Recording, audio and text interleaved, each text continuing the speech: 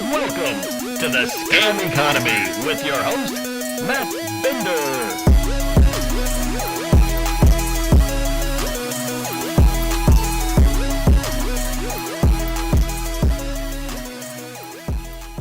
Hello, everybody, and welcome to the Scam Economy post-show. No, that's not what it's called anymore. Welcome to the Scam Economy Crypto Hotline Live post-show, episode number 12. Hope you all enjoyed that episode. I've been holding that one for, a week where, first of all, I thought those calls were fascinating, especially that first one. Just took me for a ride. And so I was holding basically I wanted to give those calls to the main show feed on the podcast and on YouTube because more people listen to that than the post show. And I was saving it for a special week. And this week I just happened to be busy not busy, but I was busy enough where it made sense to schedule it this week and then get a new Scam Economy guest for next week. My son is off from school because of spring break, so I took a few days off to spend with him. Also, Easter was on Sunday. Also, my mom's birthday. And then my dad's birthday is today. Happy birthday, Dad. And then on top of all that, there was the whole Libs of TikTok Washington Post report that dropped. And I was following that for many, many days, if not maybe like a week or two, before, anything was even published. Just seeing the stuff happen online. And I was wrapped up in that. If you don't watch my other show, Doomed, go to doomedcast.com, or the live stream video is right on this YouTube channel, youtube.com/MattBinder.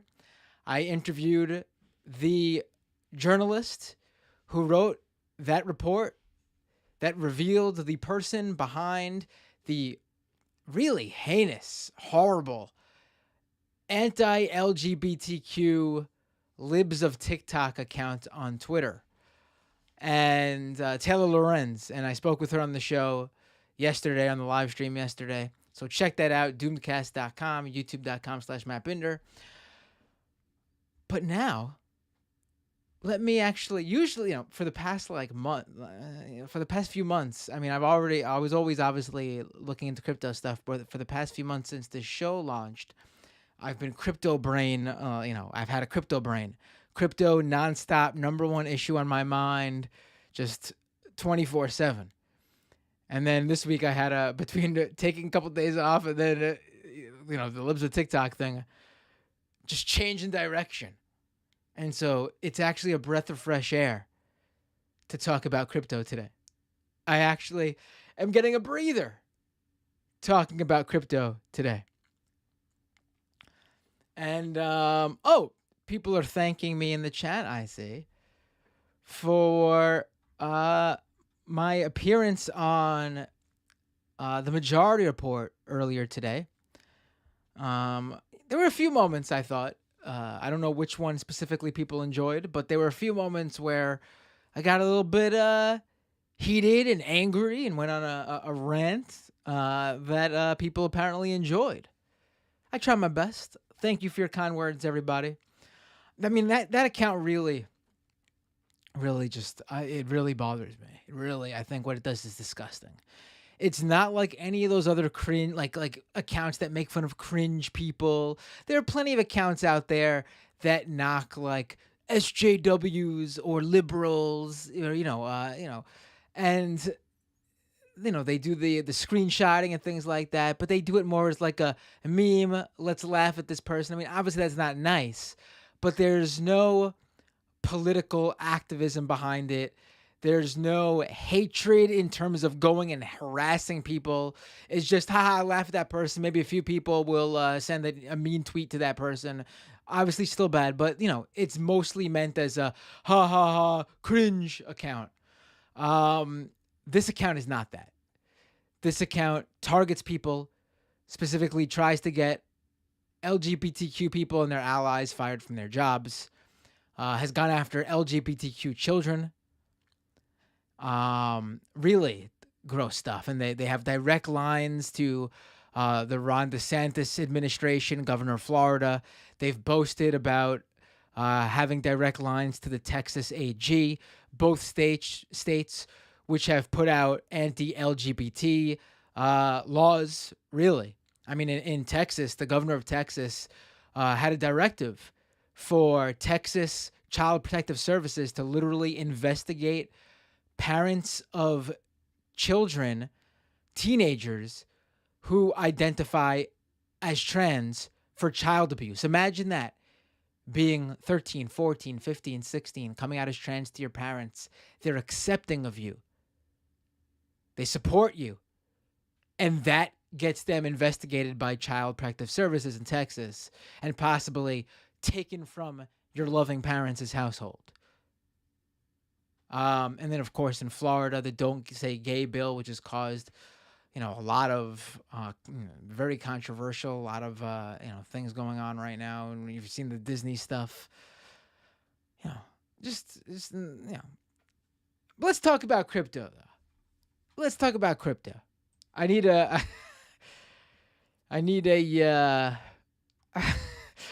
once again, the phone lines, dial into Skype, search Doomed Live.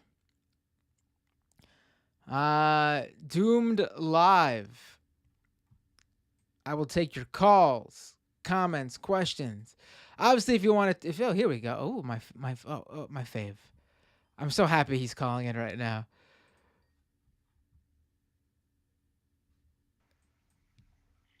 Hey, what's your name? Where are you calling from? Hi. Hey. Hi, is this Matt Binder? This is Cameron Robson. Hey, Cameron Robson. How are you doing, my friend? Just one sec. I need to finish up this phone call. Sorry about this. You need to sell all of the snake venom coin. No, trust. There's some information that's coming out. We need to sell it all before it drops. All right? No, just figure it out. I gotta talk to this guy. It's his dad's birthday. Come on. All right, sorry about that. It's all right. How are you? Do you have some insider information about snake venom that you want to share with us?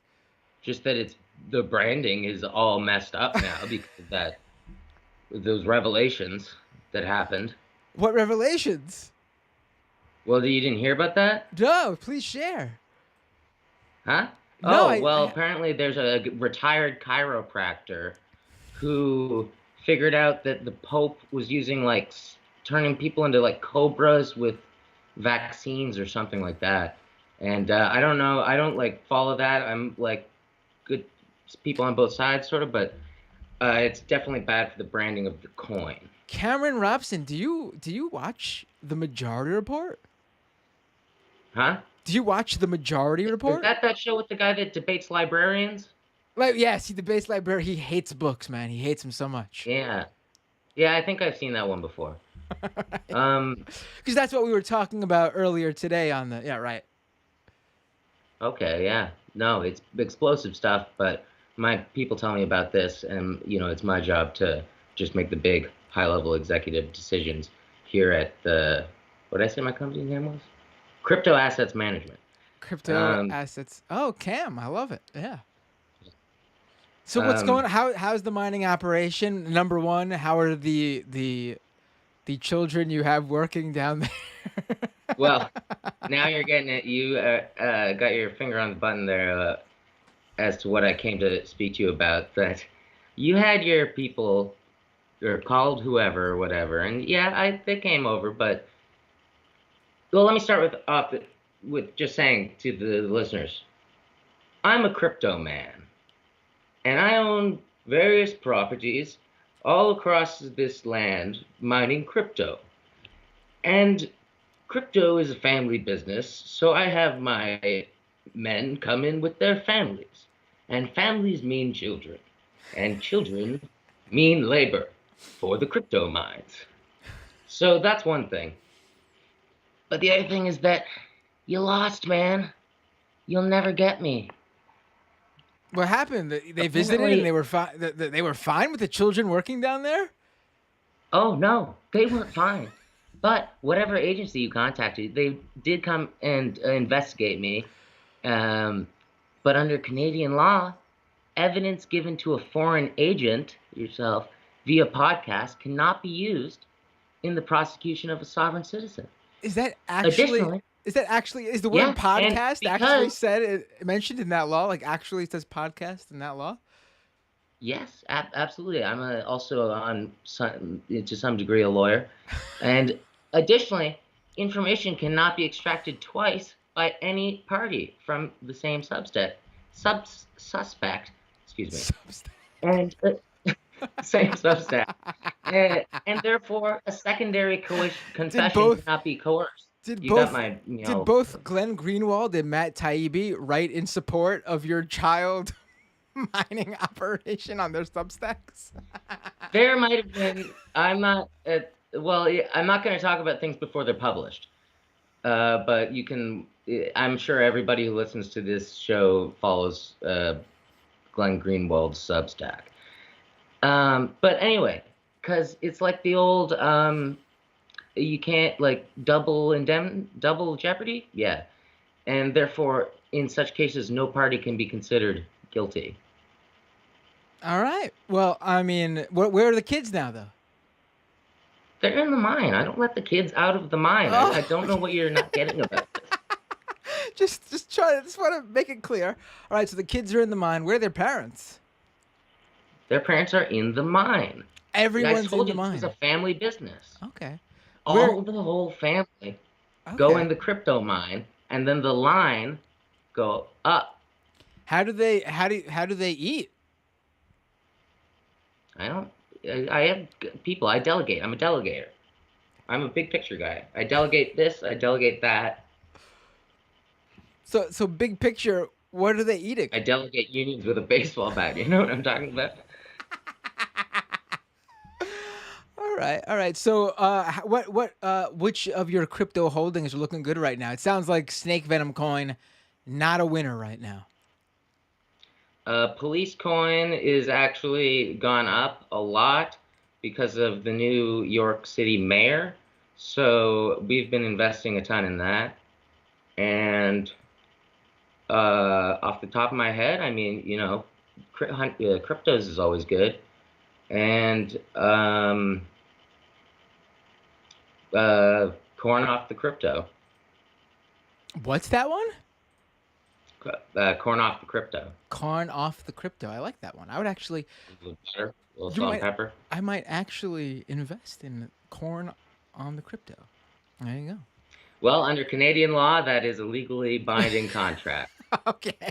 How much did you just put me down for? It's a blank check. Okay. All right. Well, I'm glad things are going well for you.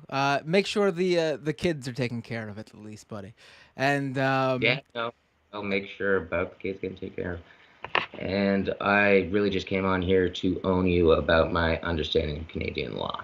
All right. It seems like you know a lot. You spoke about it very assuredly, so I can't argue with that. I know nothing about Canada, and you know, seems like it could be legit.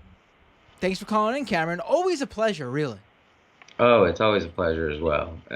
You know, owning your broke ass. Goodbye. Have a good night. You know, I'm coming to really enjoy those calls every week. Hey,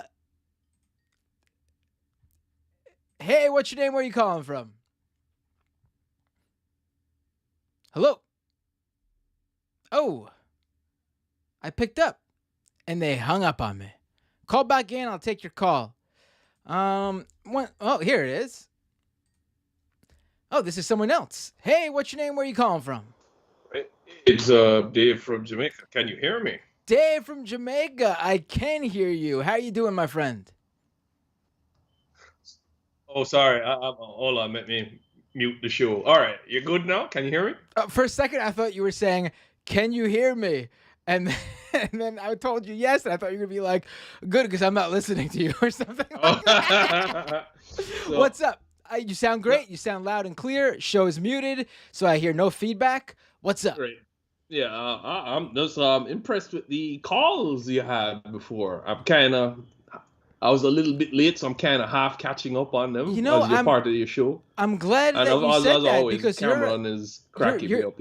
you're a He's regular doing great. you're a regular listener of this show, and it seems like because you just said that, you missed those, Mhm. did you? That was your first time hearing some of those calls, I missed some of those, yeah, right? I because mean, usually I'm that's like I'm doing happy a I re-aired them. multitasking. Then I'm happy I put them on the main Yeah. show because, I was seems like it worked. People listen to that because that first caller, especially the twists and turns. I was not ready for the whole scam tactic where Mhm. you literally like degrade your victim and like completely like some BDSM type like just completely. I think it's called like pig butchering or something like that. I looked into it. What? Really weird. Yeah, because really weird. Yeah, yeah, yeah. But go ahead. What do you want to say? No, I was okay. I know you've already got compliments before, but I think your today's MR was particularly good stuff from you, Binder. You rarely boast about being predicting stuff, but this was a well deserved one. I mean, I don't know who was that angry cutesies person. yeah, it was so weird. Like, I mean, it wasn't weird. I actually saw the IM because I could log into the IM system, and I saw it pop up, and I was actually hoping Emma was going to accidentally read it. Like, I didn't want to specifically ask for it to be read, but I was sort Mhm. of like, oh, I hope Emma can't tell that it's someone pretending to be a fan of the show because I really want to address everything this person brought up. Oh, Um, but I think what you pointed out was true in the sense that what we're seeing now, granted, again, I live with a lot of right wingers culturally anyway, social right wingers at least, and this stuff is always simmering in the background, or I shouldn't even say in the background. This is one of the few things social conservatives feel very confident about because I think they in their heads they feel it's justified. Like, oh, this is a real bad guy. Nobody will disagree with us hating on trans people and whatnot. And I think I was talking with Matt and David Griscom about it too, but this is kind of my fear. I think at least with conservatives globally, I do think the inmates have completely taken over the asylum right now. Before they were in the games of rich people, but now I think they have absolutely no control over them.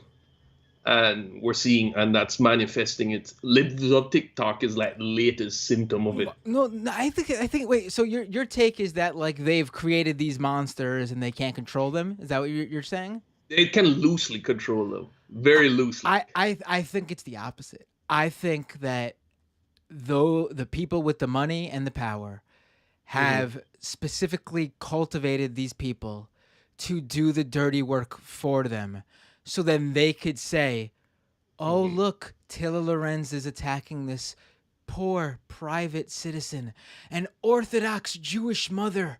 How Mm-hmm. dare she attack? No, I know. Who's I funding agree this? with you. I think Who's that funding? is the Right.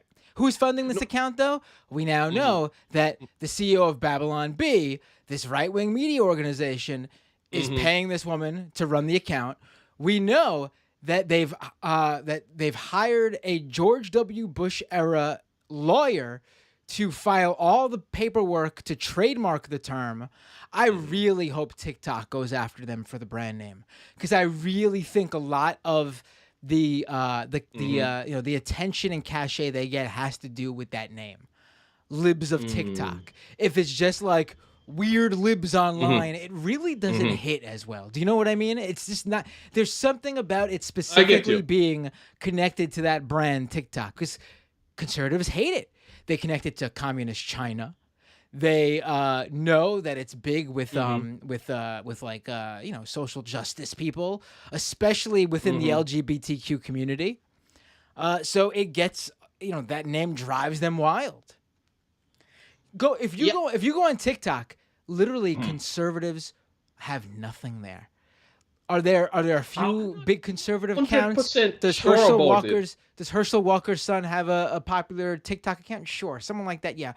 But there is basically no conservative power on TikTok. Just like how there's like a Twitter sphere of like where conservatives basically run a section of Twitter, and on Facebook they run the show, and on YouTube they have their super big politics channels that are some of the biggest politics channels on YouTube. On TikTok, they are nothing. And I really should get on there because it seems like there's a reason that people are on TikTok and using it. And there's a reason why conservatives are losing on there. I'm not disagreeing with you because I don't have the data, but I'm not certain because I know with TikTok, it shows you what you're into, right? I know there's a lot of like pickup artist shit on TikTok and all of that. Are you saying is it just very small and comparing to the other stuff that is on TikTok? I'm saying the people on TikTok tend to be much younger. And then de facto, they end up leaning way more left. Even if the content is not political, these are people who, even if they never bring it up, clearly are very accepting of everybody. No matter what race, gender identity, whatever. You can just tell in like, it's obviously not the whole platform. TikTok itself, the company, has many issues, and they've not been so supportive of times of the LGBTQ community. That's without a doubt. I'm talking about the people that tend to use TikTok. So even if there is conservative content, it's not grabbing the youth per se. Right, it's fractional. Okay, I get you. Yes. And I'm not someone who is on TikTok either. It's probably the one platform I've barely used. Because it's really not meant for that, although people are starting to use it more for things other than just like viral meme and dance and singing and stuff like that. It's branched out. But it's not like there's all this leftist political content on there. I'm saying the people on there just don't engage with right-wing content. There's no audience on there. I mean, is there a few? Sure. I'm not saying it's like there's like they're being repelled away from it. They just know it's not their audience, so they don't spend time on there. And also, conservatives don't tend to be young. Right. For every Herschel Walker son that's out there who's a conservative, I mean, how many other young conservatives with a platform are there? Not many. Really, not many. So they don't get any traction on TikTok. Okay, I think I have a better understanding now. I guess the other thing, oh Lord, my brain is so bad these days. When I was talking about where you were talking about how you believe it's more about the rich using these I'm trying to think of a nice way to put it. Looney Tunes like the libs of TikTok and so on as a shield to push their agenda. Am I summarizing it correctly? What was that again? Say that one more time. They use accounts like libs of TikTok, the moneyed interest, and they use these what do you call it now? Conservative Looney Tunes as kind of a shield to push agendas and so on and so forth. And I'm not being conspiratorial and saying like libs of TikTok was paid to start. No. I'm saying they on their own have these beliefs, have these political ideologies. They are conservatives. They started an account. They gained the beginning traction on their own, and then moneyed conservatives, conservative media, conservative influencers. The names in the conservative media sphere see this account and they reach out and they say, hey, I see you're doing a good job.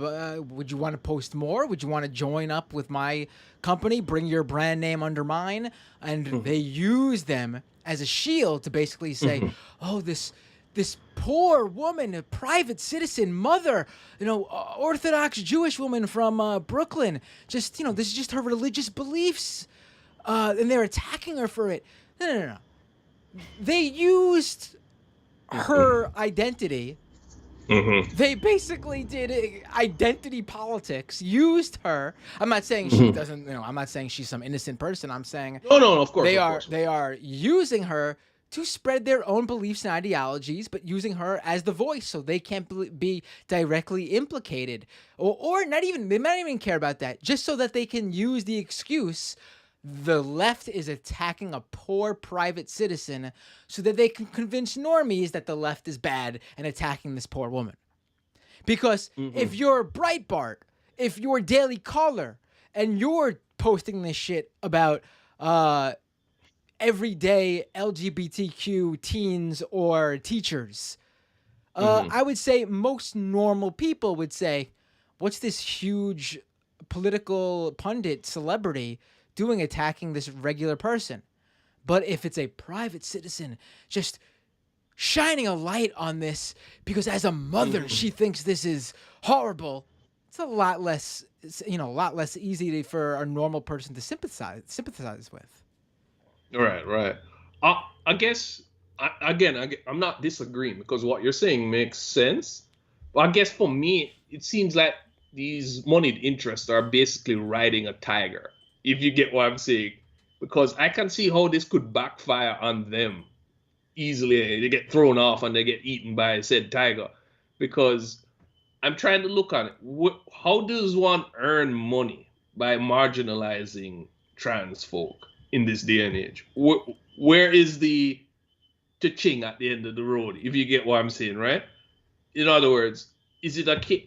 That's why I'm asking. Is it a case of this is all cynical planning, or is this a case of they're beginning to drink the Kool-Aid? Oh no, there's big money in being anti-LGBTQ. I mean, there's many. I mean, we may be talking about how society got more liberal on these social issues, but like, it's not like the religious organizations that are the backbone of the far right and these right-wing organizations. It's not like they changed. I mean, the evangelical base are gonna flock to right-wing politicians who share these views and attack and follow libs of TikTok and attack these trans teens and these LGBTQ allies in education.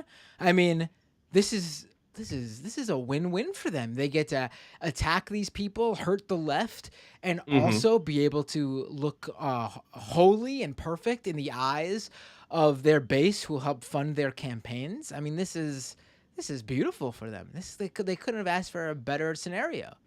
I see. So I guess maybe my analysis wasn't 100% correct that the inmates are running the asylum, but maybe I am maybe I'm driving. I would say that you're partially correct in the sense that that far right base has taken over the GOP. Like, it's not like, it's not like what is like what do people say, like your grandpa's Republican Party or whatever the hell that used to mean or whatever. But like, it's not like the politicians are being forced.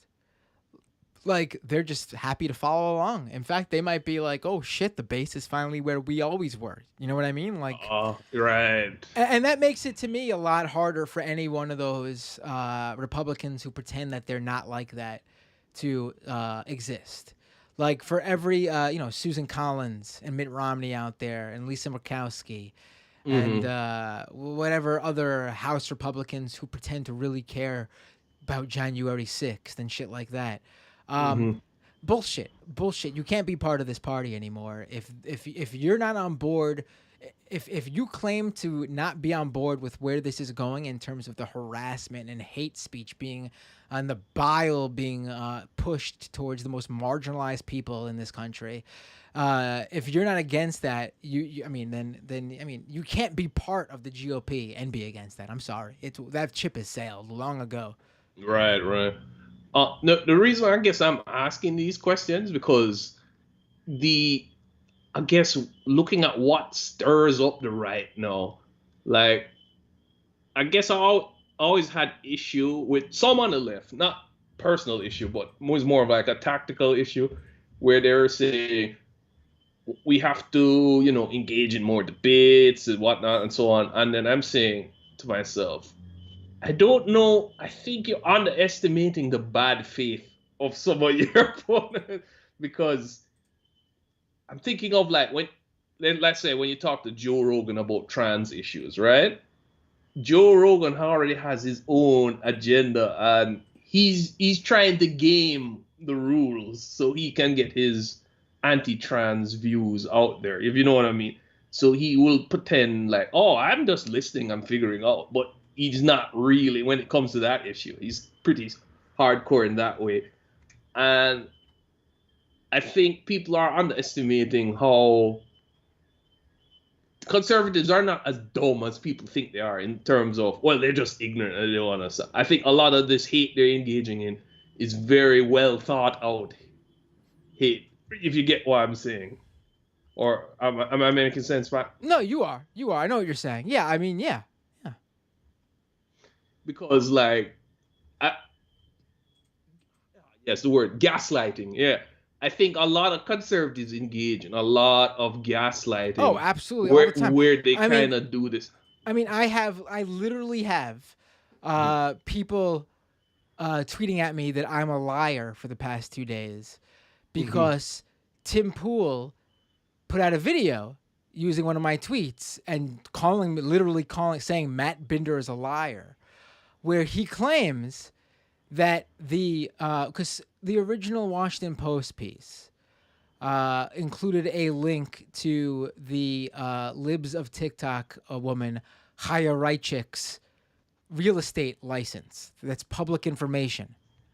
And the real estate license is registered with your employer's address, the real estate company you work with. Mm-hmm. So when they link to that real estate license, it shows the real estate company's address. A, she doesn't work for that company anymore and hasn't worked for that company for months. B, at least months. B, there are more than 20 some odd individuals connected to that address because their real estate licenses are also registered to that address because, again, that is the address of the real estate company. C, that's not even the real estate company's current address. They, at some point, moved, but that was their front-facing public storefront address. It was on their website, like, come visit this real estate company here and talk with our agents with that address provided. But Tim Pool is convinced, for some reason, that is her personal address, that she lived at that address, and that Taylor Lorenz and the Washington Post sent people the details of her home address. So because I said they did not publish any home address or phone number, he is calling me a liar. In actuality, he is lying to his audience because that is not true. She does not live at her work address. She does not live at her old desk. She does not live with 20 other roommates who just happen to all work at the same company. It's just ridiculous that he's claiming this. And he, in fact, is the liar. But he's gaslighted his audience to believe otherwise. Yeah, I think I've changed my mind on Tim Pool. Before, I think he was stupid. I still think he's stupid, but he's stupid like a fox. In other words, I've seen him engage in things where he's lazy when he reads his stories sometimes. And once he realizes it doesn't promote a narrative, he moves on to the next thing very super quickly. And I think, I don't know how to deal with these type of things, because even on a personal level, when I work alongside with conservatives and I know they're gaslighting me, I don't know how you reach out to these people or if it's even worth the effort, because maybe for people to change their minds, their worldview has to kind of crash, and they have to recognize that it crashed before they kind of pull themselves out of this crap. But I guess I'll finish with the last thing because I think I've been on too long. The cutesy stuff. I've actually watched it. I won't lie, I'm not too much of a fan, maybe because it's French, but it's clearly a coming of age story. It's not without a doubt. It's a coming of age story. Right, and it's a critique of how culture and society, what culture and society sort of, gives off to kids who are growing up and are confused, torn between two worlds: her religious Muslim family and her friends who are obviously, wanting to do these sort of, dance competitions. Mm-hmm. And I think I know what set them off, because I've seen some of the conservative reviews of this show, the ones who actually watched it. Well, the vast majority have not seen it. That's 100% true. Right. The ones that actually watched it, I think you can almost tell it's a conservative mind, because their brains cannot handle nudity without going to a certain thing. Because there's probably maybe 2 seconds of it or something. And then they're like, oh, they're sexualizing the children or something like that. And they're not realizing it's just a film showing this child's point of view on what they're going through. And sometimes it might show them dancing a little risque, but whatever, right? I think it more, what to say? Every conservative accusation is a confession. Absolutely. It shows where their head's at. Because if they see a little bit of child nudity, it's they're thinking the weird shit they're trying to make an excuse for their whatever fucked up shit's going on in their brains. Yeah. I mean, listen, kids are that's part of it, and that's what makes it so disgusting. They don't view kids as individual human beings. They view them as their property. I mean, it's that simple. It's 100% true. You can parent your kids. My kids have a bedtime. They have to be in bed by a certain time, and we don't rarely make any sort of excuses for that and let them stay up later. That's for their own good. That's so they're healthy and can wake up in the morning for school and be alert and awake and everything. But that's just like a regular parenting rule. But like, they think they could own their kids' lives. Like, they don't view them as like if my kid is upset about something, if he was crying at night, for that bedtime because there was something he wanted to do, his friend, we would maybe make an exception for that, because the kids have feelings and wants and needs, and you need to listen, and as a parent, make the assessment of whether it makes sense or not for them. They think parents just should, like a hammer, say, this is what you have to do. Does it matter what you feel? Does it matter? Because it doesn't matter. Also, my kid learns all sorts of stuff in school. I don't expect them to run it all by me. That's ridiculous.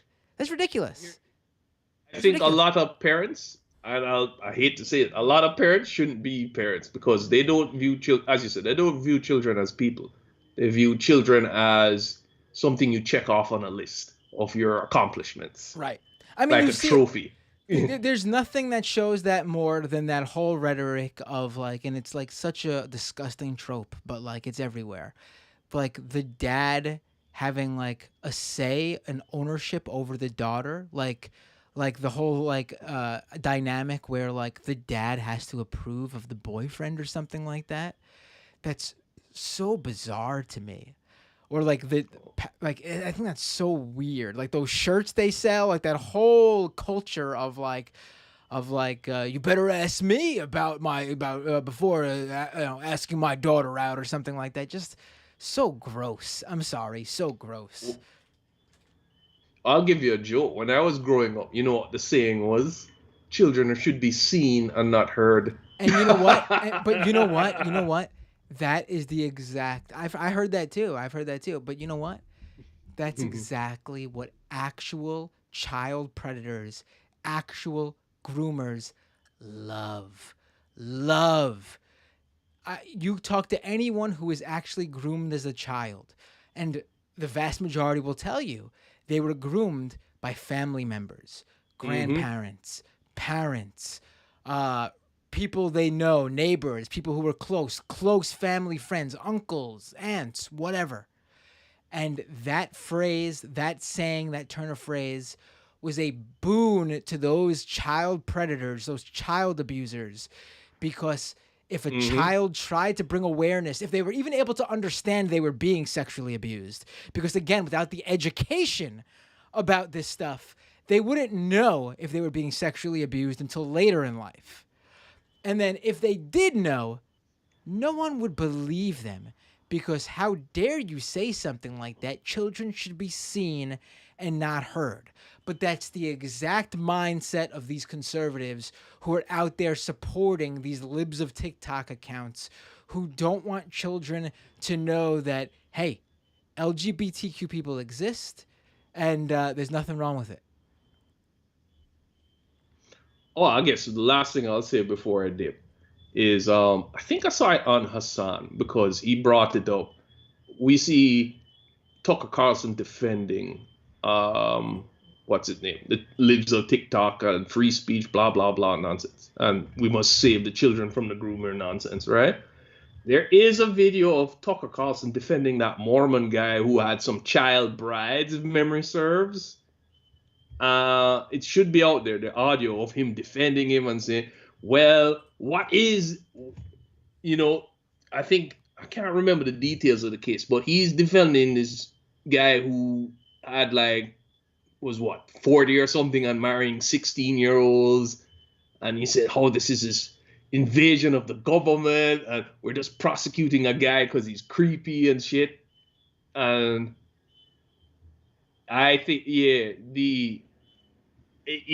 I think that needs to be brought up more. I think people need to rub the conservative hypocrisy in their faces so people can see these people are not serious. Right. And I want people to understand that when doing this, I never am under the impression that you're going to change the conservative mindset, like the people who believe this stuff. The point is to not let them infect normal apolitical people, which is the vast majority of the country, I think. I think so. You're in a good spot. With their mindset. I mean, think about it. Only half the country votes. So that means half the country doesn't feel like getting out and voting. So you have that whole half the country who doesn't engage. We should be working on getting them to engage, and being on on our side. Oh, sorry. Reminded me, it was Warren Jeffs. Tucker Carlson was defending Warren Jeffs. Of course, Warren Jeffs. I just saw the chat. Yep, of course.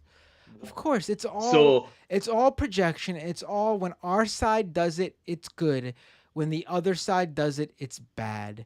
It's the most hypocritical bullshit you could imagine. But that doesn't matter to them. Pointing out the hypocrisy does not matter to them. Like I said, my concern is reaching out to the disengaged, literally half of the country. Before they get infected with this crap. Yes. I mean, it looks good in terms of them not already being there. I mean, you know what I mean? No, that's while there's a lot to criticize the states rightly about in certain other areas, when it comes to at least with the social conservatism, you guys are way better off than a lot of other places, to be honest. Yeah, I think it was the Doom stream on last night where we were talking about Turf Island, aka the UK. It's really bad there. It's really bad there. The anti-trans sentiment in the UK. It's so bizarre how that's a major, totally normal talking point. They have regular debates on regular their version of cable news. Was it BBC, Sky News, all those stations? It's so bizarre. Because I never pegged the UK as a particularly religious place, and this is not me knocking religion. I'm just speaking on what most of this anti-groomer, anti-gay, anti-stuff, right, is coming. It comes from very, very conservative religious people. Not all religious people, but from my experience, it's usually the most religious folks out there. So I don't know. I guess from my perspective, it seems very depressing because I feel a lot of these folks are lost, at least from where I am at. There's no way of digging them out that hole. So, not to be too depressing, but I look at the states and I do see at least more apolitical people who are not lost in the sauce. But like to give you an anecdote, like when I sometimes play games to chill out and so on, and you do the multiplayer stuff, Right. I've seen an uptick of a lot of the F slur being thrown around, and when I'm like, "Hey guys, cool it off," I get called a pedophile. So, I'm beginning to wonder how well this shit is beginning to percolate. So I'm beginning to wonder. And to tie, we've had a conversation that had nothing to do with crypto, but that's fine. Maybe the. Oh, I'm sorry. No, My brain was on doomed mode. I should have been on crypto. No, that's totally fine. But just to tie it back to there, I mean, this is gonna happen. Maybe it's a bad idea calling the post show specifically crypto, and I should just do more call-in live streams in general where we could talk about anything. That's probably what I should do, because I guess there's only so much my audience can talk about crypto. I could talk about it all day though, but I will say that I did. In the end, this is not all crypto people. I don't want to directly. And this is not me like hedging my bets here or like. I don't think it. I really don't think it's a complete. What's the saying? It's like not all Republicans are Nazis, but all Nazis are Republican. I would say not all crypto people. Not all crypto people are taking part in this rhetoric, but everyone taking part in this rhetoric loves crypto. Do you know what I mean? Like there's a clear, if you had a Venn diagram, the overlap with crypto people and the right wing is huge, huge. I have seen you know how on Twitter there's a lot of people who identify completely as crypto people, like that's their whole identity, that's all they talk about. So a lot of those types defending libs of TikTok, attacking LGBTQ people, saw not one single one of those crypto identity accounts. It's all connected, man. It's all connected, right? Yeah. I saw not one of those. Because like the game, if you were into Gamergate and believe the Gamergate stuff, there's a strong chance you're a crypto bro. I'd actually bet money on it that you're probably a crypto bro. Right. I mean, I would say crypto got mainstream enough where there are just regular people who started investing in it. So that's my I don't want to. That's the sad thing. I don't want to lose them is what I'm also saying from a political standpoint. And also I still feel like those people are reachable in terms of what the purpose of scam economy is, to show people what a scam this all is. So I don't think that's the case. But no, but you're doing a good job. The people who identify their whole identity is crypto, and all they do is crypto, NFTs, Web3. Those people are right wingers. I have not seen. If you're someone who just does this stuff, but that's not your full identity, I would say it's possible that they're a lot less likely that you are a right winger. But the people who have made this their whole identity, I've seen so much overlap between them and the right. It's just there. That's just the truth. I think I'm wondering if it's a case of since they've won, if they got some money off it that really hooks them in, right? If that really if they've got a little money from it and then they get hooked in and they start losing money, but gambler's fallacy and all of that. So I'm wondering if that's the hook as well. Right. Yeah. Or being too online. All right. Hakeem in the live chat says, I'm a progressive Muslim that invests in crypto. Right. That's why I'm making that. But also, that's not your complete identity, right? I want to make this clear. Because crypto got so mainstream, there are completely normal people who are in the crypto space. What I'm talking about are those very specific individuals. You see them on Twitter. Their complete identity is crypto. All they tweet about, all they retweet about are the crypto competitions where they could win a couple tokens or an NFT. Their avatars an NFT. Their Twitter bio is just all the different tokens or Web3 projects they're invested in. The people who've made this their complete identity, It's their ideology, because crypto is very right-wing ideological. Again, if you're just investing in it, you might not be aware of that. But it is very ideological for people who are just, that is their identity. The people who have made this their identity are usually right-wingers. People who are just investing because crypto went mainstream and they found out about it, that could go either way. And that's why It's true. That's why I do the show, because it's clear there's a whole audience of people who are not these crypto right-wing ideologues.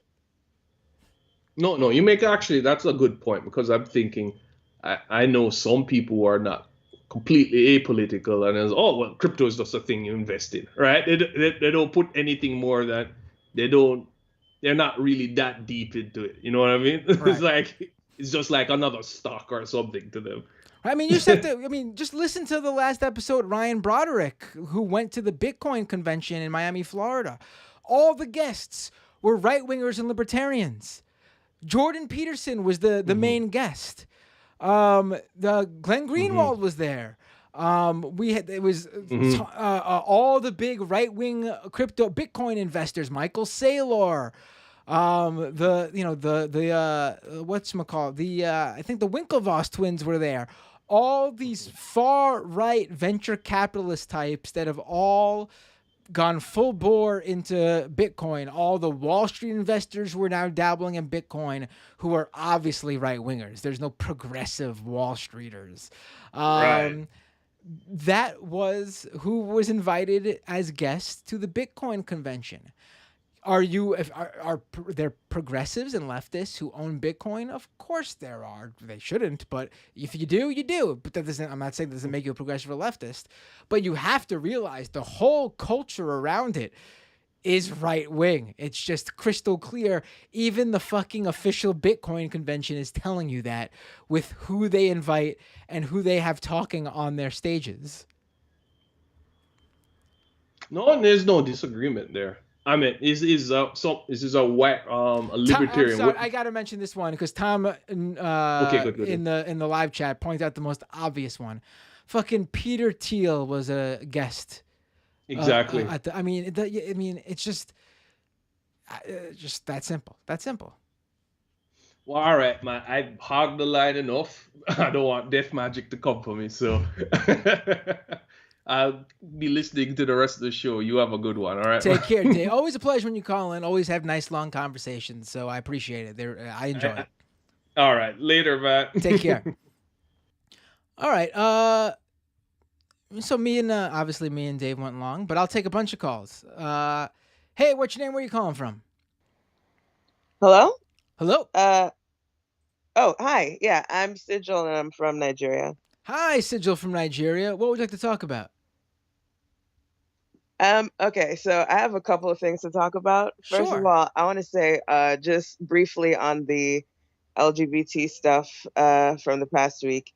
There's been legislation introduced in Nigeria that would seek to further criminalize quote unquote cross-dressing, but actually it's just like criminalizing gender non-conforming LGBT people and trans people and stuff like that. So I think that's a direct reaction to what's going on in America, because the last time it happened was with the SSMPA, Same-Sex Marriage Prohibition Act, which happened almost directly after gay marriage was legalized in America. So the things that happen in America directly kind of reflect in Nigerian politics. And it's also close to an election year. So that kind of thing, they basically use LGBT people to try and garner votes and stuff like that. Right. So that's kind of a global phenomenon.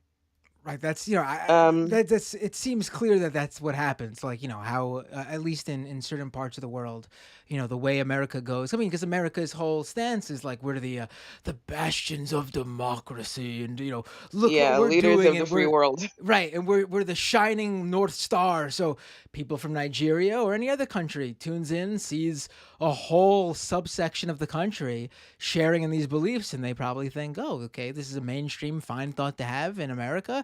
Then we're right. LGBT people, specifically trans people, are bad. Yeah, and it's not just like the attitude isn't just like, oh, what America does we'll do, or we'll do the opposite. It's like there's there's a there's kind of an attitude of like we're doing self-determination by taking the stance against LGBT people because that's our culture, when it's actually not our culture. It's the colonial culture that was implanted on us by the British. But yeah, that's a whole other thing. Right. Yeah. In yeah, in terms of crypto, I wanted to talk about like I'm an artist, and in artist spaces in Nigeria, like the whole NFT crypto thing is kind of unavoidable. Like Nigeria is like one of the largest crypto traders in the world.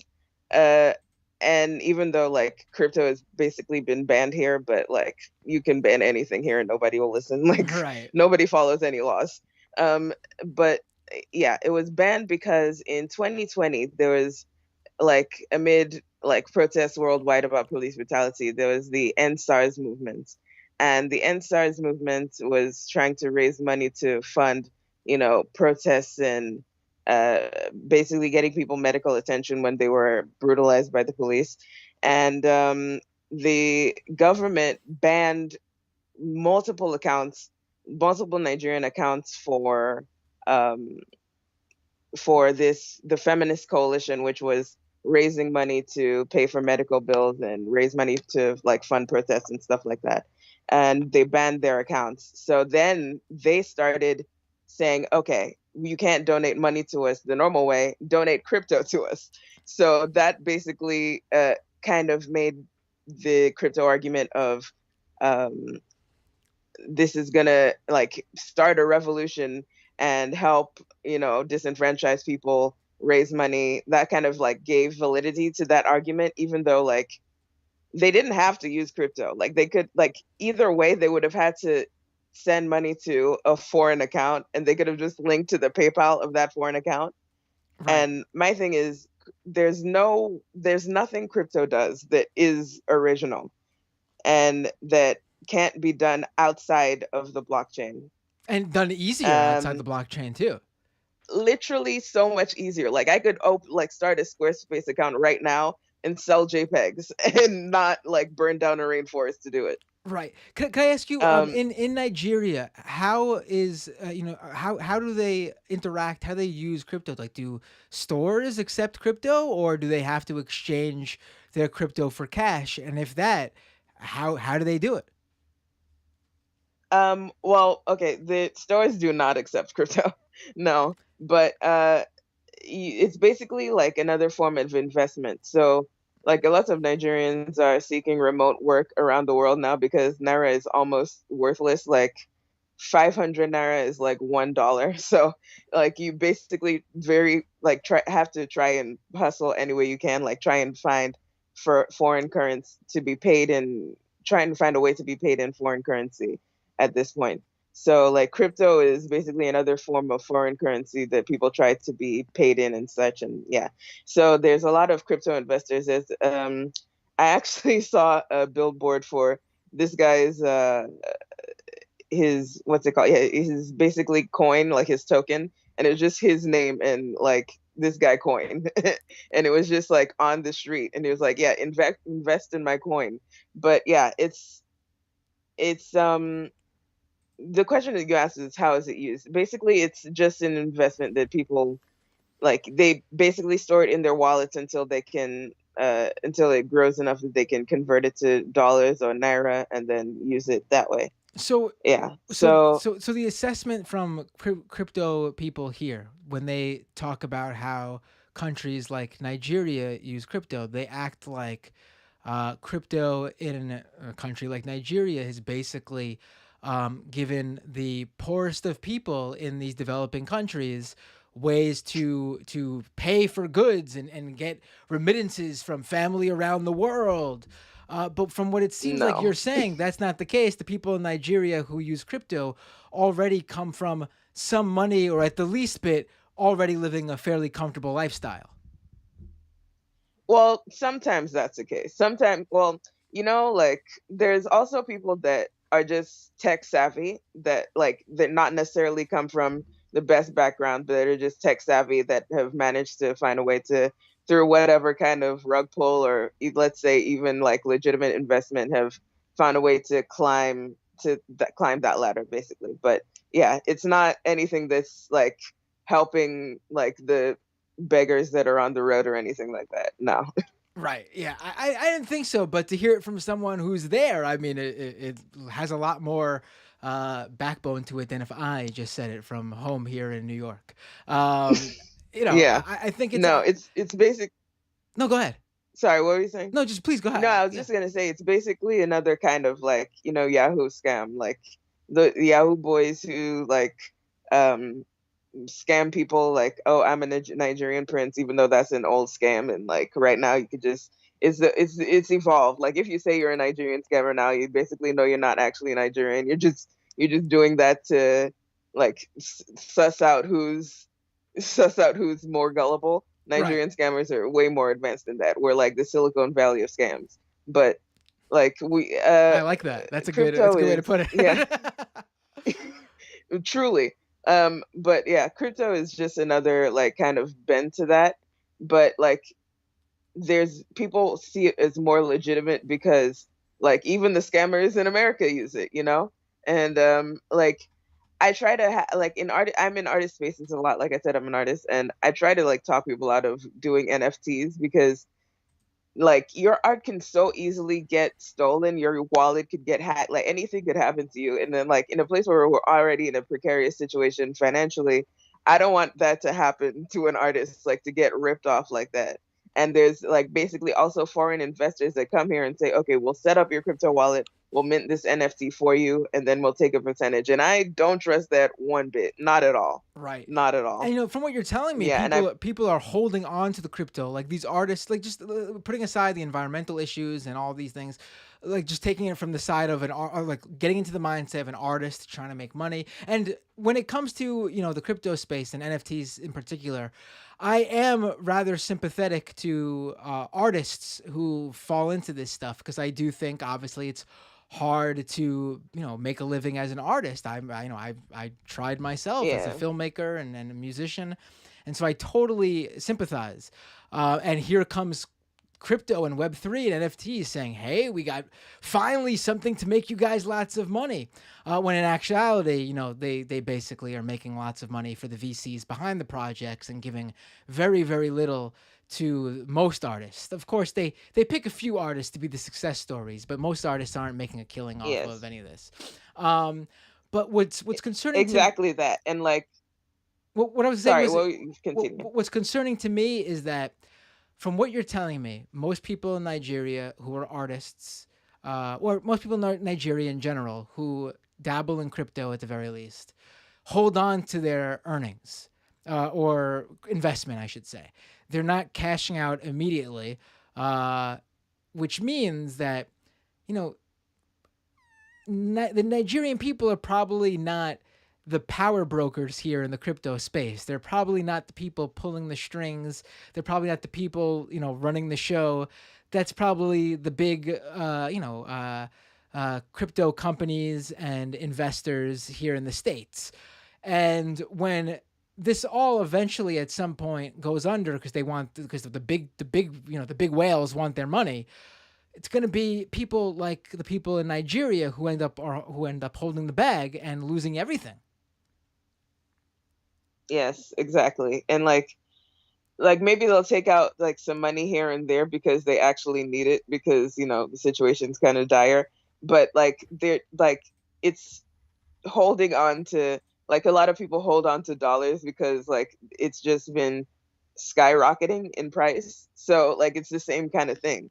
But yeah, it's holding on to this thing that it's not even controlled by like a bank or like the Federal Reserve or however dollars work. I'm not sure. But like it's basically like, I don't know. It's like a rickety crickety kind of version of capitalism. And on the artist thing, I want to say that like the crypto investors try to act like they're trying to help digital artists when there was already a platform that paid digital artists for their work, like DeviantArt, which like OpenSea steals from daily had their own sort of token, not like NFT token, but like literally their own kind of currency on their website where you could pay an artist for their digital art, and they'd get paid in like they'd get paid this small amount and they could sell to multiple people basically.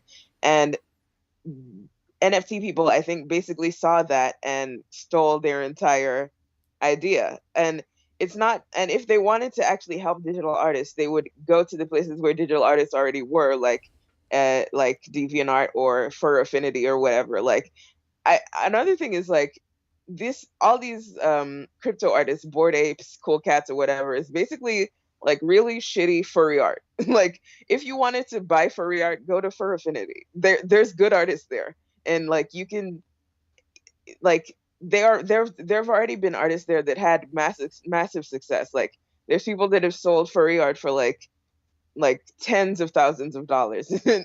Whoa, wait a minute! I need to get in on this. Then what the hell is going on here? Exactly. What's the site? Like, there's. Listen, I'm now a professional furry artist. I'm telling you right now, I love drug. You name it. You want a squirrel? I'll draw you a humanoid squirrel. Whatever you need. Like, literally, like, yeah. There's been actual auctions that have gone to the tens of thousands. I'm not even kidding you. You can look it up. There's a video on YouTube about it. Like the $20,000 furry art thing. Like, you can look it up. But yeah, I think you should have like an artist from DeviantArt or something, or just do a DeviantArt episode, because not only do they steal from DeviantArt, they stole DeviantArt's whole like gig basically. They like, you could buy art on DeviantArt from digital artists, and yeah, basically disrupting that entire economy so that people can get invested in crypto and like benefit these venture capitalists. Yeah. Right. I mean, as an artist, the thing, like, see, I think a lot of people don't understand what the problem is, just from like an artistic stamp, like as a artistic integrity or whatever. Like, I love the idea of someone paying an artist $20,000 for their furry art, because what happened was, Oh boy, so do I. Someone paid $20,000 literally for the physical piece of art. Well, I don't know if it was digital or actually like, but they actually got something. It was a digital commission. Okay, yeah. So it was actually something, commissioned. So that means it was something drawn for them specifically and sent to them for them to actually solely enjoy this art as is. They paid for a service, they got the service, end of transaction, everyone's happy. I'm sure the person who got $20,000 was especially happy on that one. Yeah. But with the NFT art stuff, no one is buying your art. They're buying it in the same way they buy a stock. They don't care about your actual art. They care about the hype around either you as an artist or the project you're working on, and they invest in it as an asset that they expect to appreciate. I have seen many times where smaller artists who sell NFTs, they sell their NFTs. They're not big. They don't have some big project. They don't have some big marketing backing them. And their NFTs end up not being worth that much. And I've seen the people who've invested in those NFTs get angry at the artist, blaming them for not getting a return on their investment. That's not what this should be about. This is, you want a return on investment, no. you invest in a stock, you invest in a company.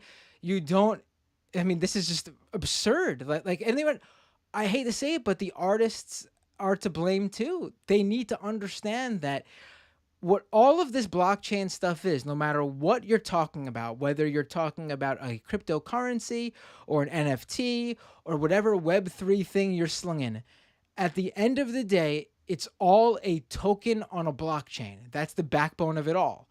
And by definition, these tokens are a speculative asset, which means whatever you're doing, it automatically becomes a financial vehicle.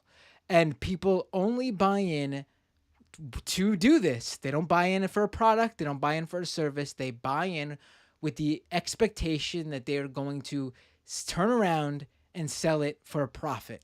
And when they don't do that, Exactly. they come at you because they're mad at you, because you did not give them what they wanted, because at the end of the day, they didn't want your art.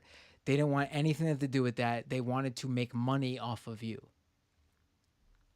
Exactly. And at the beginning, I was tempted too. Like honestly, I saw some people making like all that money in NFTs, and I was like, okay, I can sell my soul for like a couple $1,000s. I need it right now. But at a certain point, it becomes like they're not. I could do like I wouldn't have I could put all the effort in the world into making like the best art that would sell to somebody who appreciates art and still not reach that goal because they wouldn't appreciate my art. They'd appreciate a speculative asset. It's not really what an artist wants at the end of the day. I don't know. It's kind of, yeah. I mean, it's like, to me, It's it's like the old, idea of, maybe it's not such a thing anymore, but back when I was young, if you were in like an actual, like legit working class, like hard, like band that like did your whatever, it was punk or indie rock or hardcore, or you came from like the underground hip hop or rap scene, whatever, um, you know, if you sold out by changing yourself to get signed, that was seen as like a complete like just spitting on the face of everything betrayal. you did. Yeah. Yeah. I mean, and to me that's the equivalent. I mean, I can't imagine turning my art, no matter what it is, drawing, photo, digital art, 3D art, music, film, whatever. I can't imagine turning it into a speculative asset. You want to pay me thousands, 10,000s, millions of dollars for the actual work? I'd be happy to do that. But to turn it into a stock where you expect to turn it around and sell it for more than I, the artist, was able to sell it for, nah, I'm not cool with that.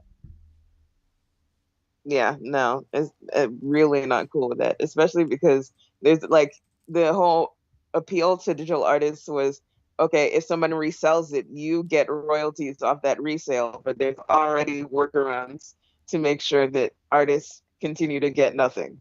So that whole like appeal to the artists like needing money was already gone. And also artists like the artists that make the most money on crypto are using like AI generated art where they put these assets and then kind of randomize them. So like Right. why would I want to just like I would create something and then just randomize it so somebody could buy it? Like that seems like I don't know.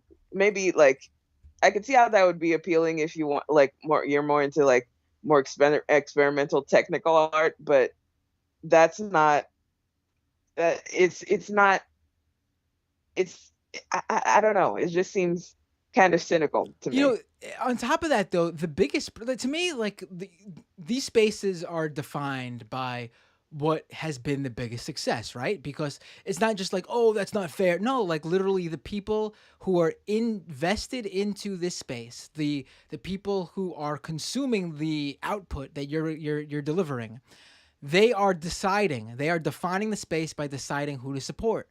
And the biggest project in the NFT space is hands down the Bored Ape Yacht Club.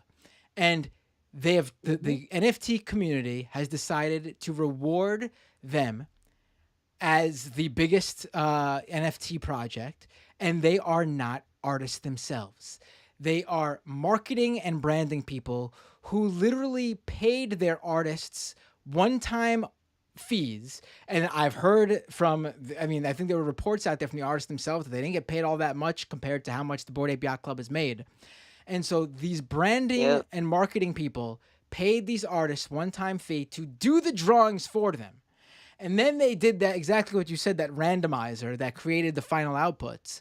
And then they made all their money off that. So the NFT art project that the NFT community has decided to reward the most is the one that involves no artist at all. I mean, to me, that's the most telling thing about the whole space. I mean, if it involved no artist at all, that would be better. But it involved an artist that got completely scammed, like completely fucked over by these people who claim to want to give artists royalties. Right. Right. Yeah. Anyway, yeah.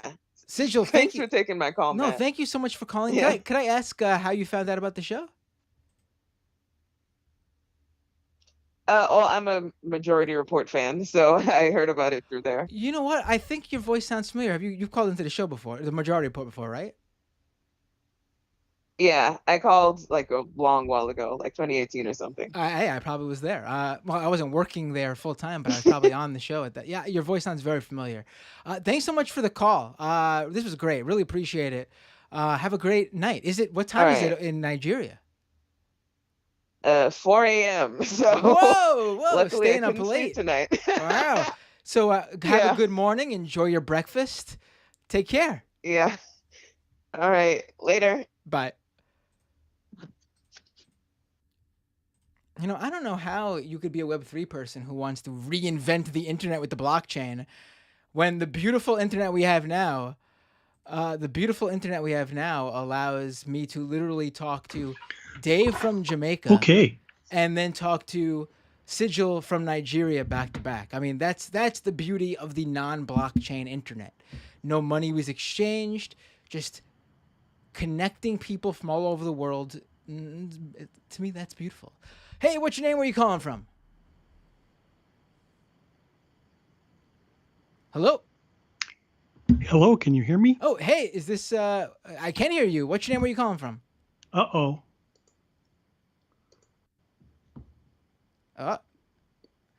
Let me hang up on you. Hello? I'll take the next. Hello? Do we have a lag again? Maybe. I hear you, though. I hear you. Go ahead. Why don't you go ahead, say your name, where you're from, and just go for it. Just start talking. Uh-oh, this is Spacco. I think we have a lag again. All right. Let me message Spacco, and I'll take another call.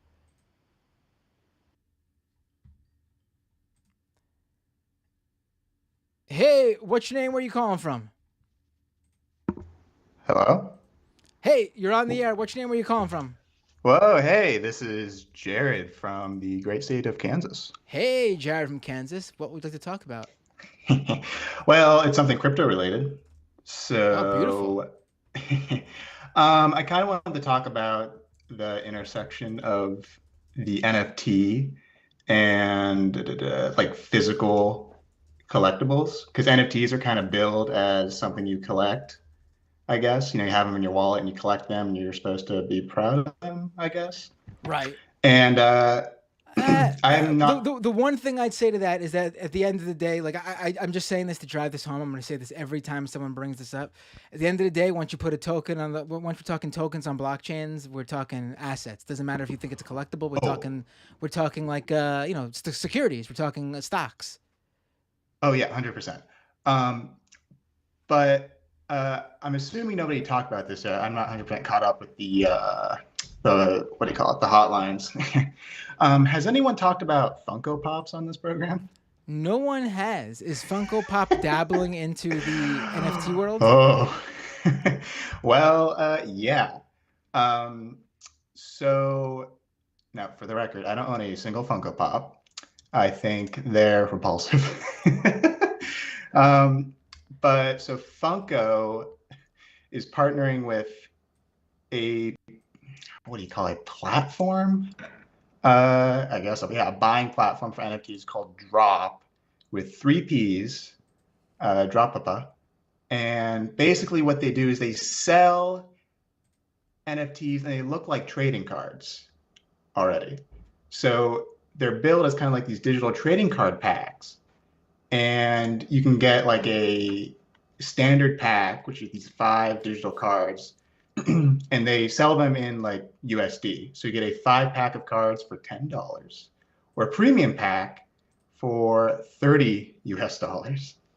And it's kind of like regular trading cards where you get them, and I guess you get, whatever. It's kind of random.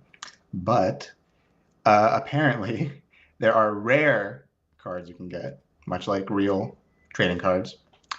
And if you get a certain rare NFT, you can trade that for a physical, exclusive Funko Pop figure. kind of trying to bridge the divide between the NFT and making it something physical, which is interesting. How much are the NFTs? Well, you get like 5 of them for $10. They have them in the like US dollars. So you get like 5 of them for $10 or 15 of them for $30, I guess. Because I mean, they treat them as like you're buying like digital trading cards, but they're also NFTs on the certain platform. And it's honestly kind of confusing. But you know, I'll have to look more into this.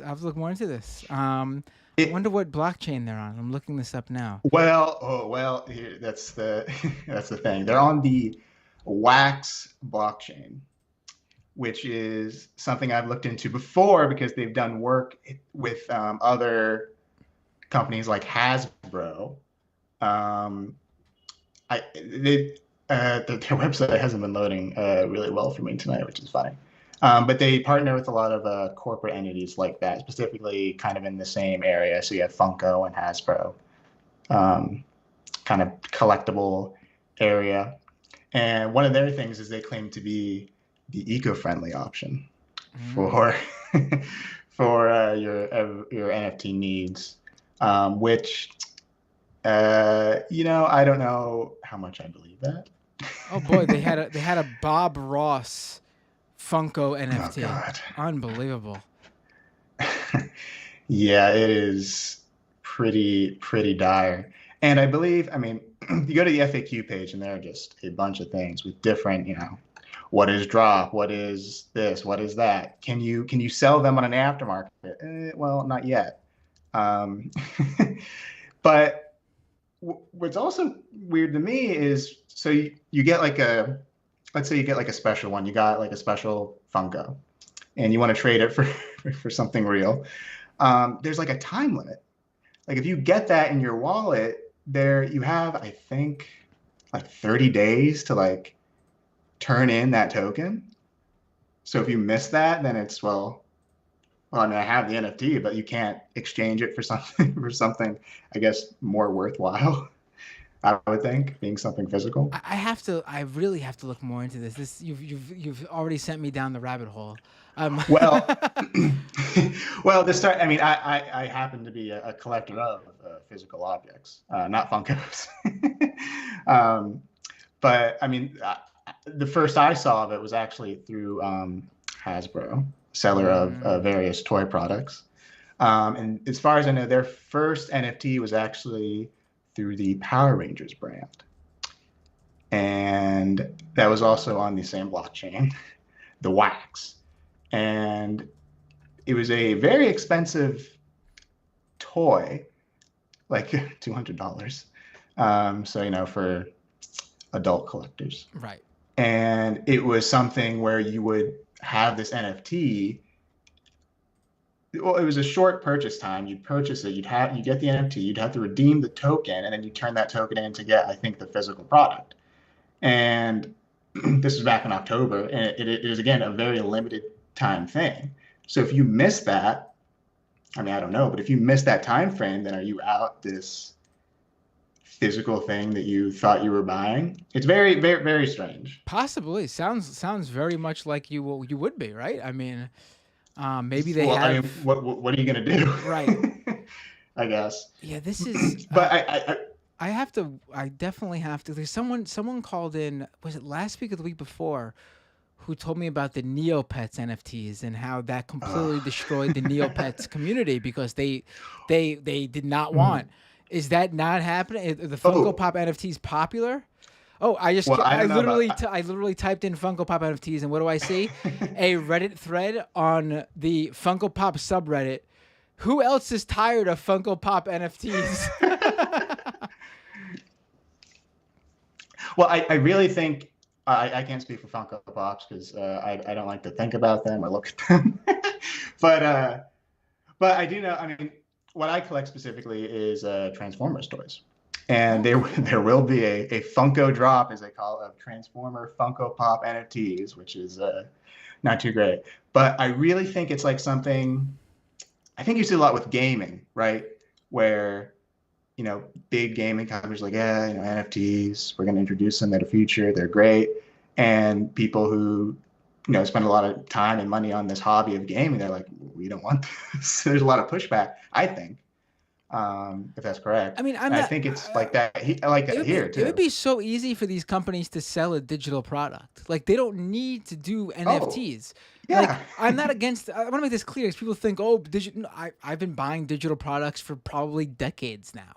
I buy digital products all the time. I'm literally using the software I'm using to stream is a digital product I bought. The software I use to restream on, like, the multicast on Twitch and YouTube is a thing I bought. Digital products are just fine. Music, art, whatever. The thing I am against is taking that and turning it into a speculative asset on a blockchain. There's no need for it unless these companies want to line their pockets with easy money and they think they're going to make it with NFTs, because it's purely just a marketing thing. That's all it is. They know if they market an NFT instead of just like a digital product you download, they will have an already built-in audience of crypto people who will buy their shit solely to pump the NFT market. Mm-hmm. Yeah, I mean, as far as I know, you go to specific websites, the websites I used to frequent back in the day, and I was just like, oh, what do people think about the possible whatever, and I was like, there's got to be at least one person who's like, finally, I love this, I love the blockchain. The most generous response I've seen was like, well, I don't get it, I don't understand it, but like, I don't know why everyone hates it. Somebody might like it. That was the best defense I saw for somebody that I think that, like, this stuff is targeted to, like the Funkos. Well, Funko, there's like the Funko Pops in general, but each one's like a specific intellectual property. So on the website now, they had their Scooby-Doo Funko Pops. But if you're interested in that property, like, I don't think there's like, like, I don't know how you sell that to somebody from there. Right. I would have to look into that one specifically for this. I have no idea how the Funko Pop NFTs work, to be quite frank. Yeah, it's the Funko ones are really, well, I guess in both cases it's really strange, because you're paying real money, like right. That is. I wonder if they convert it to crypto on their end right away. Like, I wonder what they're doing here, or maybe this blockchain they're on is just bullshit. Honestly, maybe it's just a way to advertise it as a as NFTs. You know what I mean? Like, maybe it really isn't. Yeah. Yeah. I mean, I have to look into. I think honestly. I've tried to dig into the to the Wax blockchain, and I think, what are they? They say they're proof of stake, which is why they're climate friendly. Right, but neutral. Proof of stake works by people having to hold on to their crypto. Yeah. Like, so the more crypto you have, the more powerful you become in that ecosystem. So it's not really that much different in terms of the idea that every crypto market, every cryptocurrency, every token, every NFT, every Web3 is still owned by just a very small amount of very powerful people.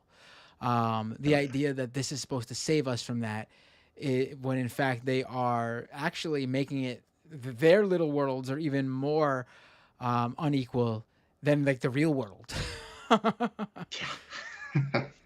Like the people who own, like the 0.001% who own like 90% of a token is much more unequal than like what the 1% own of like if you even it out. Yeah. I mean, I really have to wonder who are buying these specific ones, and targeted towards people who collect physical objects. Like, I think if you're trying to sell NFTs to somebody, selling it to people who normally like buy things that they can touch physically and have in their homes, I feel like that'd be a harder sell than even like just the average person. Yeah. And generally, I think if you do, I mean, anything from I think what wins people over here is that they probably view the $10 NFT as literally like it's not even, they're probably not even doing it for the NFTs, these Funko people. They probably view it as like what's it called? Like oh my god, a raffle. They spend $10 for a chance to win that fucking actual physical and the actual physical Funko Pop. That's how they probably view it. That's probably how they view it. Oh yeah. But thanks for the Which call. is I gotta no problem. I gotta jump now into the world of Funko Pop NFTs and find out more about the Wax blockchain. So yeah, I don't think it's the most important thing, to have like a whole episode on, but it's really really interesting. You never know, honestly. There could be something behind here that we don't. Every day, the crypto world surprises me with some new bullshit. So it wouldn't shock me to find some new bullshit behind this too. Thanks for the call. Have a great night. Hey, you too. Bye.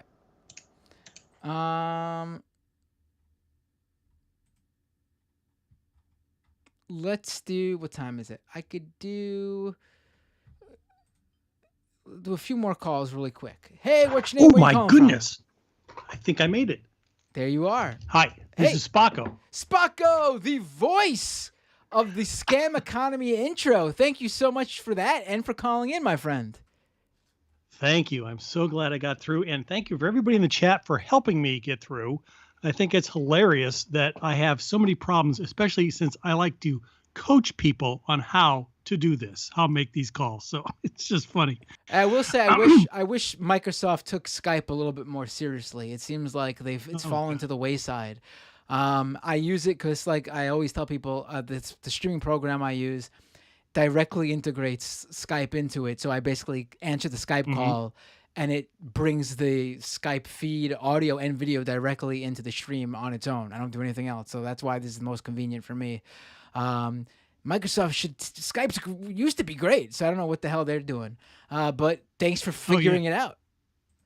Yeah, well, I have worked with a lot of different programs, WebEx, and coached people who were I coached somebody who testimony before the Senate judicial group, and found out that WebEx has a flaw in it that it stops down. If there's a group of 5 people calling in, the person who has the lowest speed, everybody is dropped down to that speed.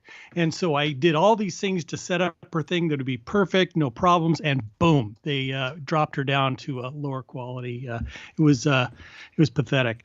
But anyway, really, really, again, like the talk that you had earlier about I'm sorry, it was the what was her name? The person for Libs of TikTok. Oh, Taylor Lorenz, who I spoke to yesterday. Exactly. One of the things that I have 2 articles that are up at Hullabaloo and Spocko's Brain that I would like to suggest people look at. One is titled "Accepting Death Threats is Not Part of the Job." And the other one is a very specific idea about, it's called Humans of Facebook. Please restore Caroli's account. And both of them are about, one of the things that I see is that there's a real huge explosion of threats of physical violence to multiple groups, and it's happening online, and there is really no concerted effort to do anything about it. And the first piece that I wrote, part 1, was how the media handles the threats, including the threats to them. And Judy Woodruff and Marty Barron were on from Washington Post talking about, we get these death threats, and it became, it's just a part of the territory. It just comes with the territory. And that's just wrong.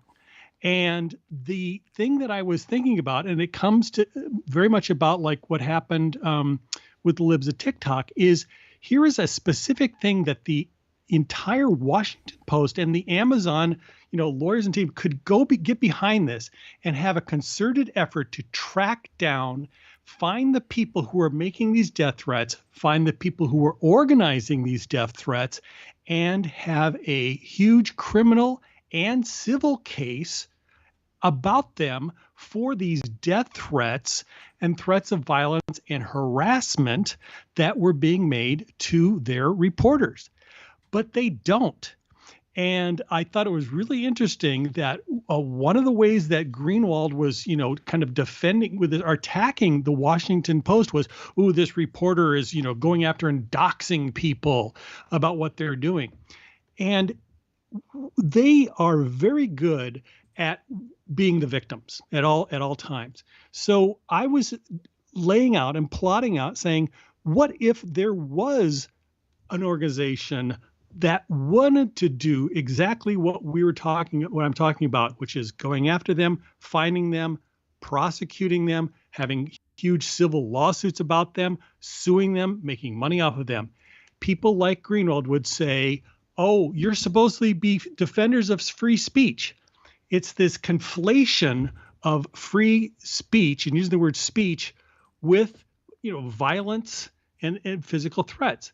I think Brandon said it really well today when he talked about this plausible deniability, where they want to say, "Well, I didn't really actually say that. I didn't do this."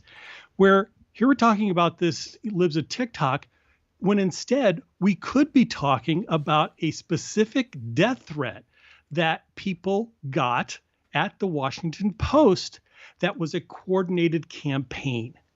And since we're talking about, coordinated campaign and money behind it, when I was talking earlier, Grim on the chat said, "Oh, it's been going on forever and there's nothing that you can do."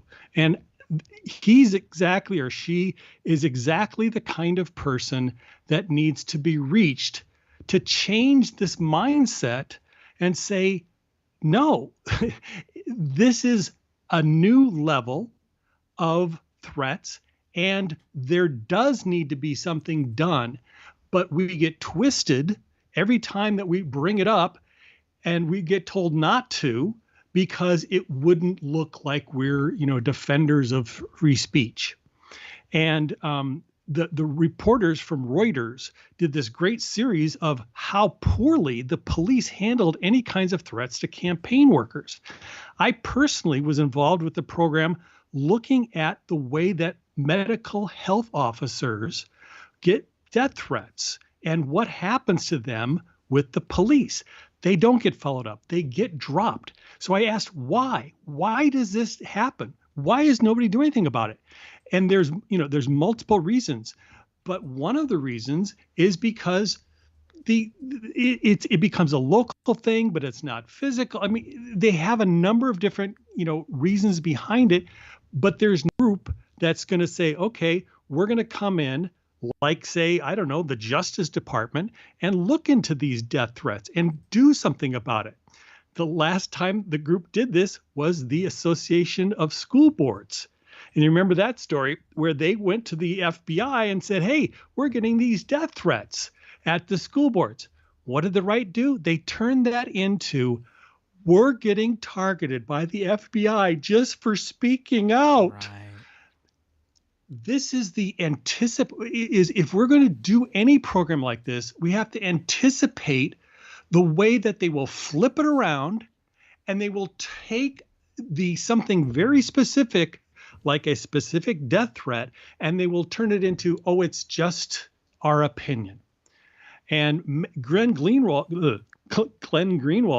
is one of those people who can become this person that would be like, he's a defender of free speech, and he'll twist it into this thing where, "Oh, are you defending death threats to people?" Well, you wouldn't say that, but he'll turn it into something else. So in the second piece that I had, and this is something that I actually wanted to talk specifically about, people talk about generalities all the time, and me, I have very specific programs that I want to. If I'm going to go after somebody with violent rhetoric, who's doing violent rhetoric, I want to make it so that it is financially painful for them, that they have some sort of consequences that can be a deterrent.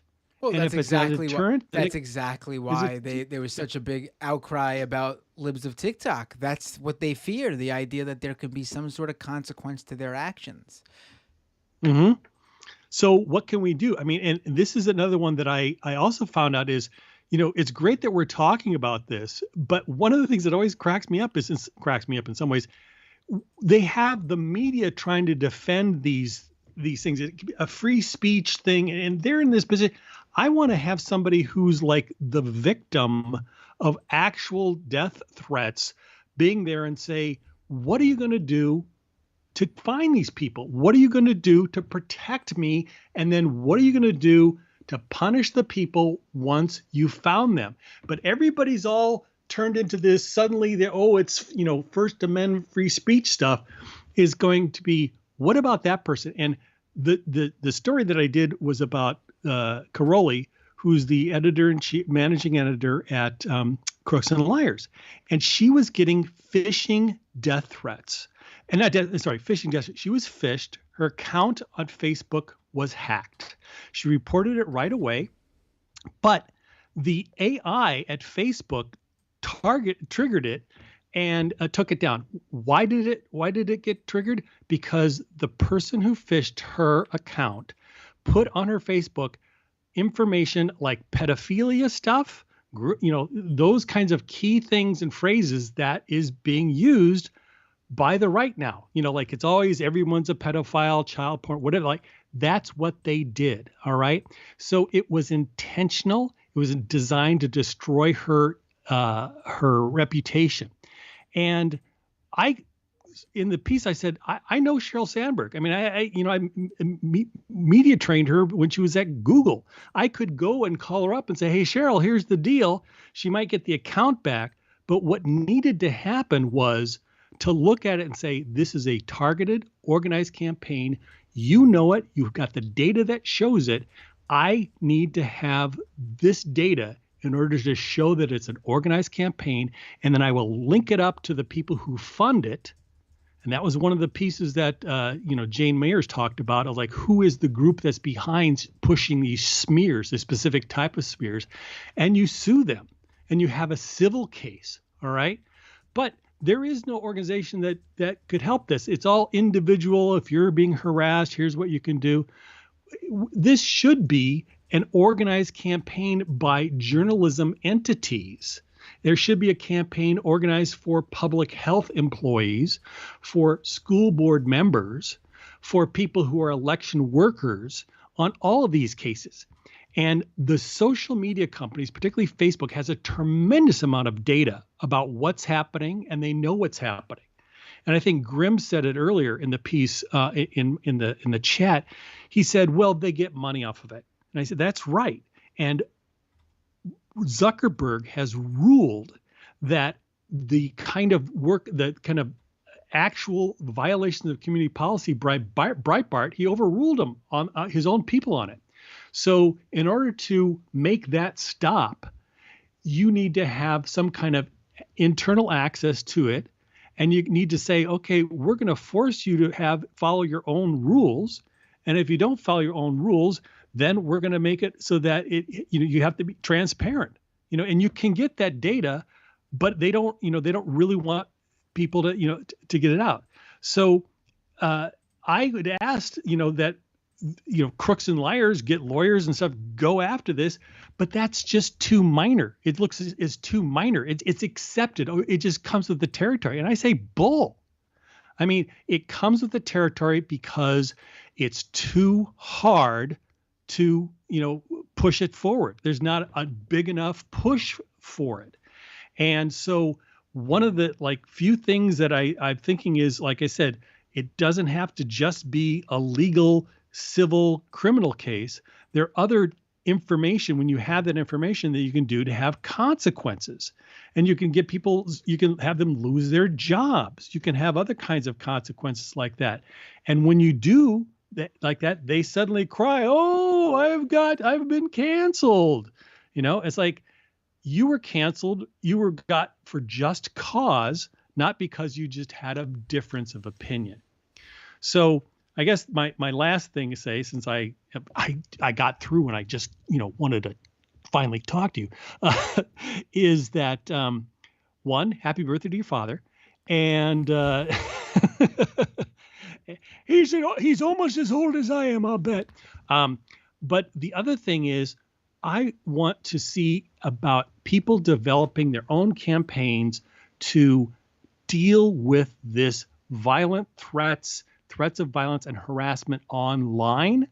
And in both of these articles, I put a number of different links in there on how that can be done besides just protecting yourself and protecting yourself from any kind of flash, but also saying we need to not just stand by and not just say, oh, there's nothing we can do, the police, blah, blah, blah.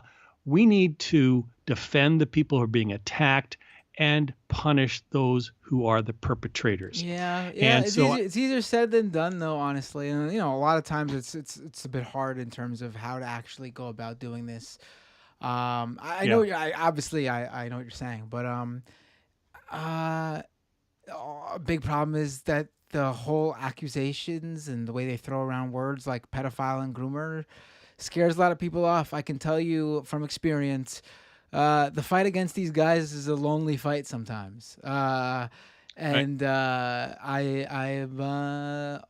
lot of times a bit shocked to see people with really big followings who are ostensibly on the left decide just to opt out of this conversation and let the Republicans and the right wing throw LGBTQ people under the bus. Right. So yeah, I mean, it is what it is. I'll still be here. I am not going anywhere. But it's too bad that other people opt out of this one. Well, I think that's one of the reasons why I'm looking for like third party to come in and help people, and also to do some of this underground, off the record and behind the scenes. And there's a group that I'm working with in, I won't say the state, but it involves a militia. And the militia group is the one that's behind doing some of these threats and threats to healthcare workers. And they're plugged into the government, and they're plugged all up into the financial system. I mean, to the police.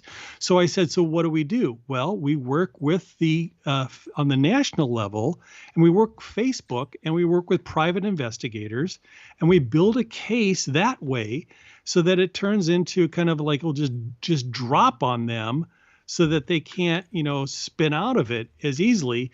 And they also won't necessarily know where it's coming from, because they do threaten the people locally. Like they show up at their house with guns and think, that's just to be accepted.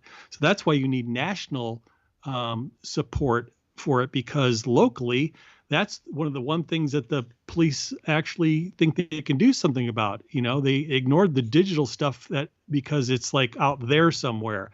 But when they show up people's house, oh, well, it's legal to show up at their house with guns in this state. So that's the other thing that I'm laying a lot of this stuff out to give people the example of how to do it, as I've done before, knowing that you have to have an anticipation of what they're going to do. You have to have a plan, and you have to have backup, as well as support from the people on your side who actually might be afraid to do it, who agree with, say, oh yeah, I agree with you. So how can I support you? Well, send me money. Not in crypto though. Yeah. Right. Thanks, Matt. Take care. Have a great night. Thanks for the call, Spaka. All right, folks. I will do maybe one more call. A lot of people tried to call in. Jeez.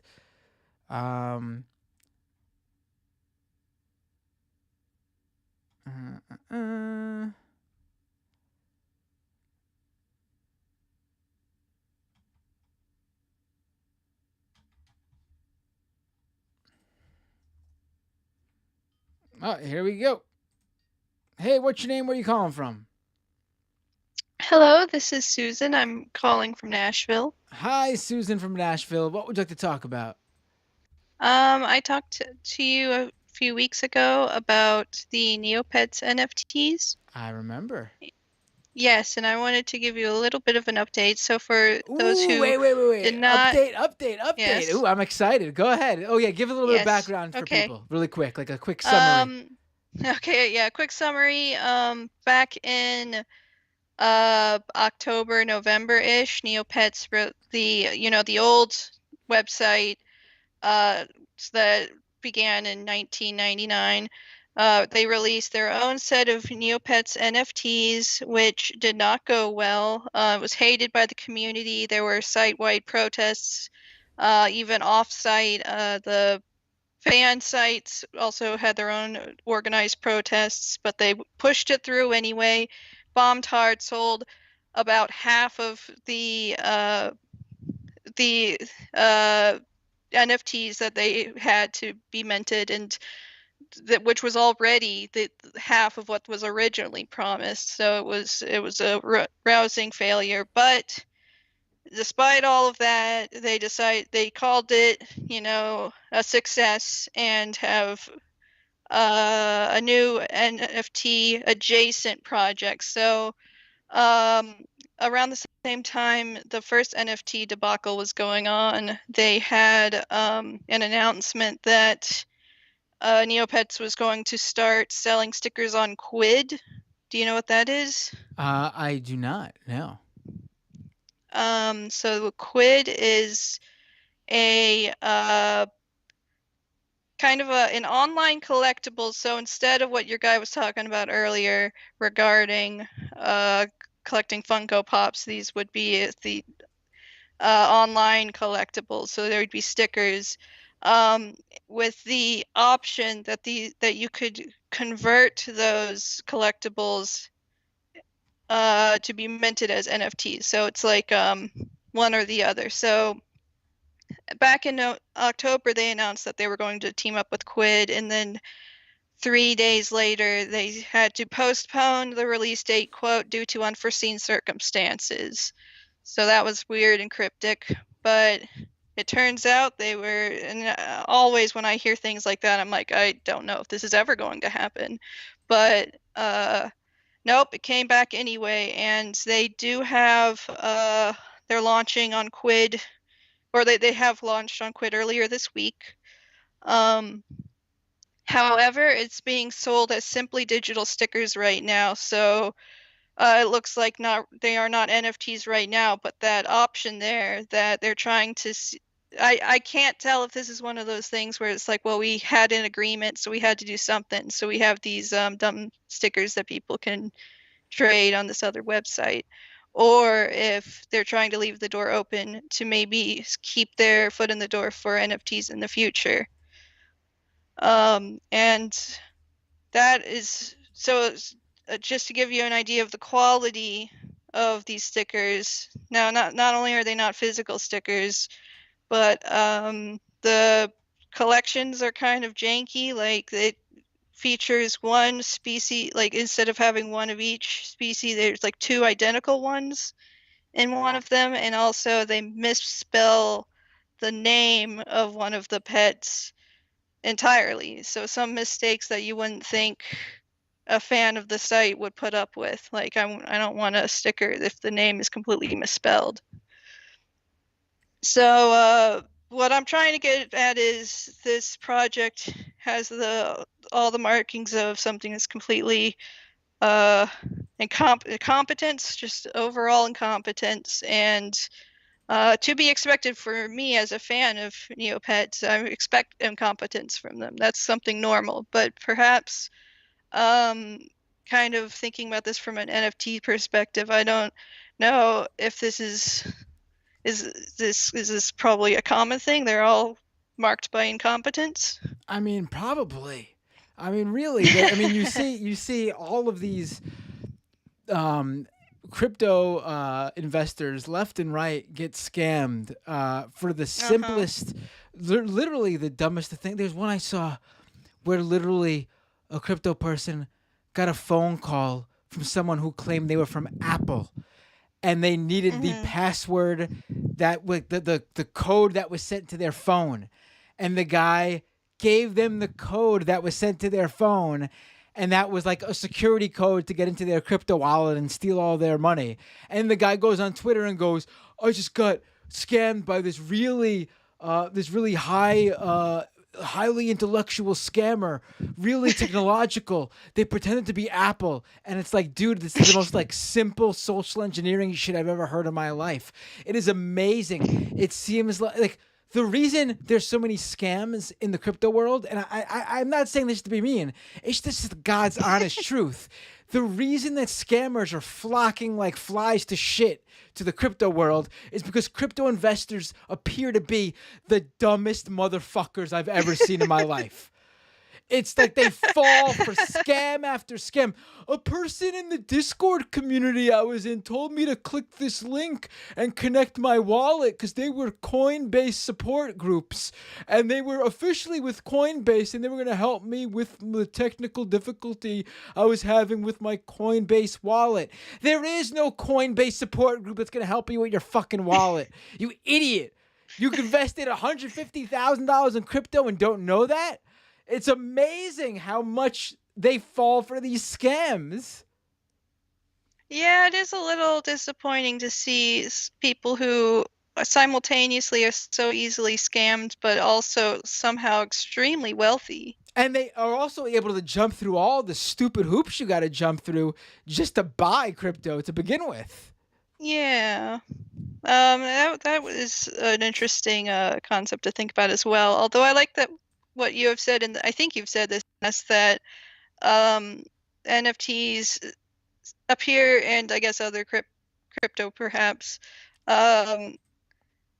it's not a good innovation on anything, not even like scams, right? Because when the previous caller was talking about the Funko Pops, like as you said, they're probably just people buying it for the chance to get the physical one, right? So it's kind of more like a lottery or a slot machine. Yeah, I doubt those people even care about NFTs. I mean, no. yeah.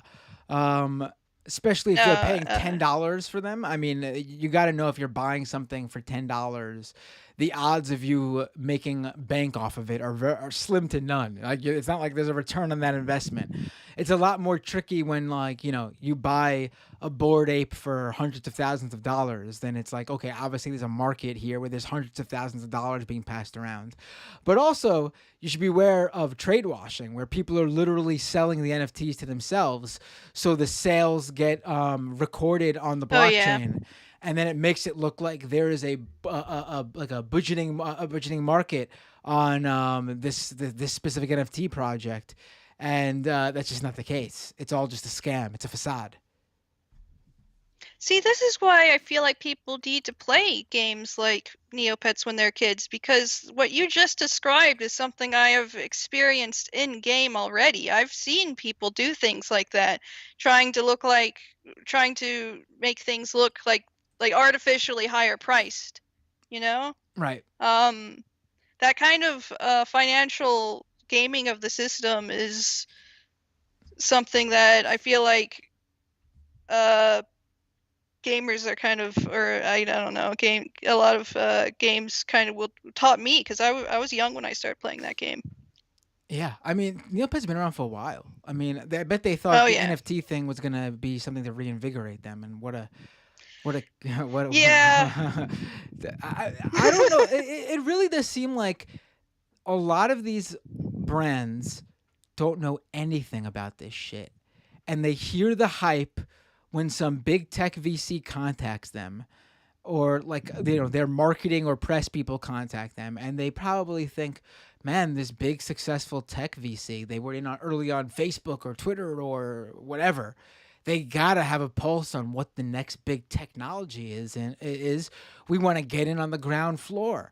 What they don't realize is that they just got lucky with all those other startups, and that they're pushing Web3 and NFTs so hard because it's literally their own little Wall Street. It's their own little unregulated New York Stock Exchange.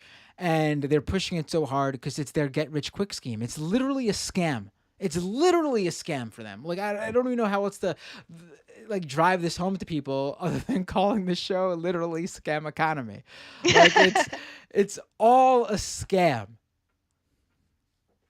So in the past you've said like this is like the next big scam and stuff like that. How are you envisioning like the future of NFTs to go? Because I feel like in my mind it could either exclusively be a niche scam that would fizzle out into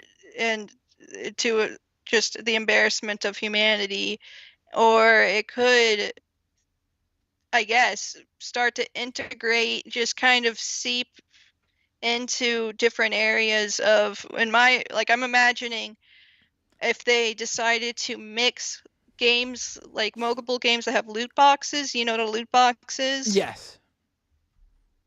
I mean, I don't think it's gonna go that direction. I don't think the big game companies. Maybe I'll be wrong on this. This isn't my forte. What the video game world is gonna do, the video game industry.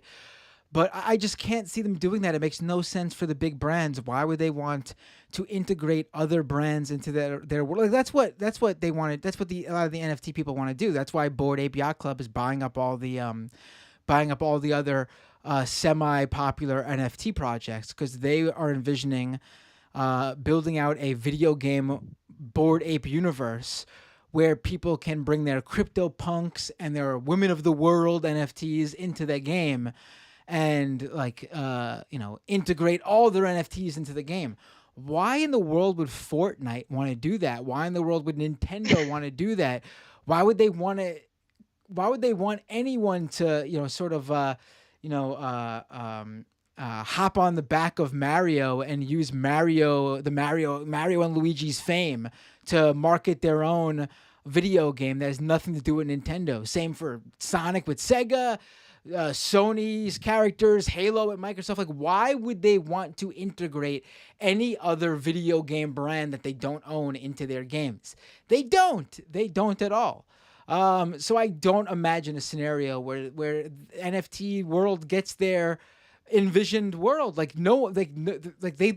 want like Ready Player One, and guess what? That movie sucked. Yeah, so that's kind of what I was thinking of. I just the way the previous caller was talking about how it's the mixture between collectibles and NFTs is what worries me, because I can see I don't collect things in real life, but I collect things in games, not things that would cost, real life money, but something that perhaps I used skill or something to collect. And I could see if they were to try to merge those two things, it could really start trying to get people. But what I've seen so far, someone in the chat says, Matt, this is Take It Easy, says, Matt, 1 million Super Smash Brothers losers are raging at you. But no, that's the thing. Nintendo paid all those brands or gave a percentage of sales or something to all those brands. They all came together. They were already big brands too. It's not like Nintendo is helping out Final Fantasy or Sonic the Hedgehog by teaming up with them. These are big brands that combined for Super Smash Brothers, and they all got a piece of the pie somehow. NFTs are claiming that the individuals who own the NFTs will be able to bring their characters into the game. Why would any big company want to let you, Joe Schmo the gamer, let you bring the NFT you own, quote unquote, into the game? They won't. There's nothing for them to. Are you going to pay them a fee to bring your character into the game? I mean, because that's the only way maybe I could see it working. And then again, there's this unequal world where people rich enough to pay Nintendo thousands of dollars to incorporate their, probably more than that. What am I talking about? Thousands of dollars to incorporate their character into the video game can do it.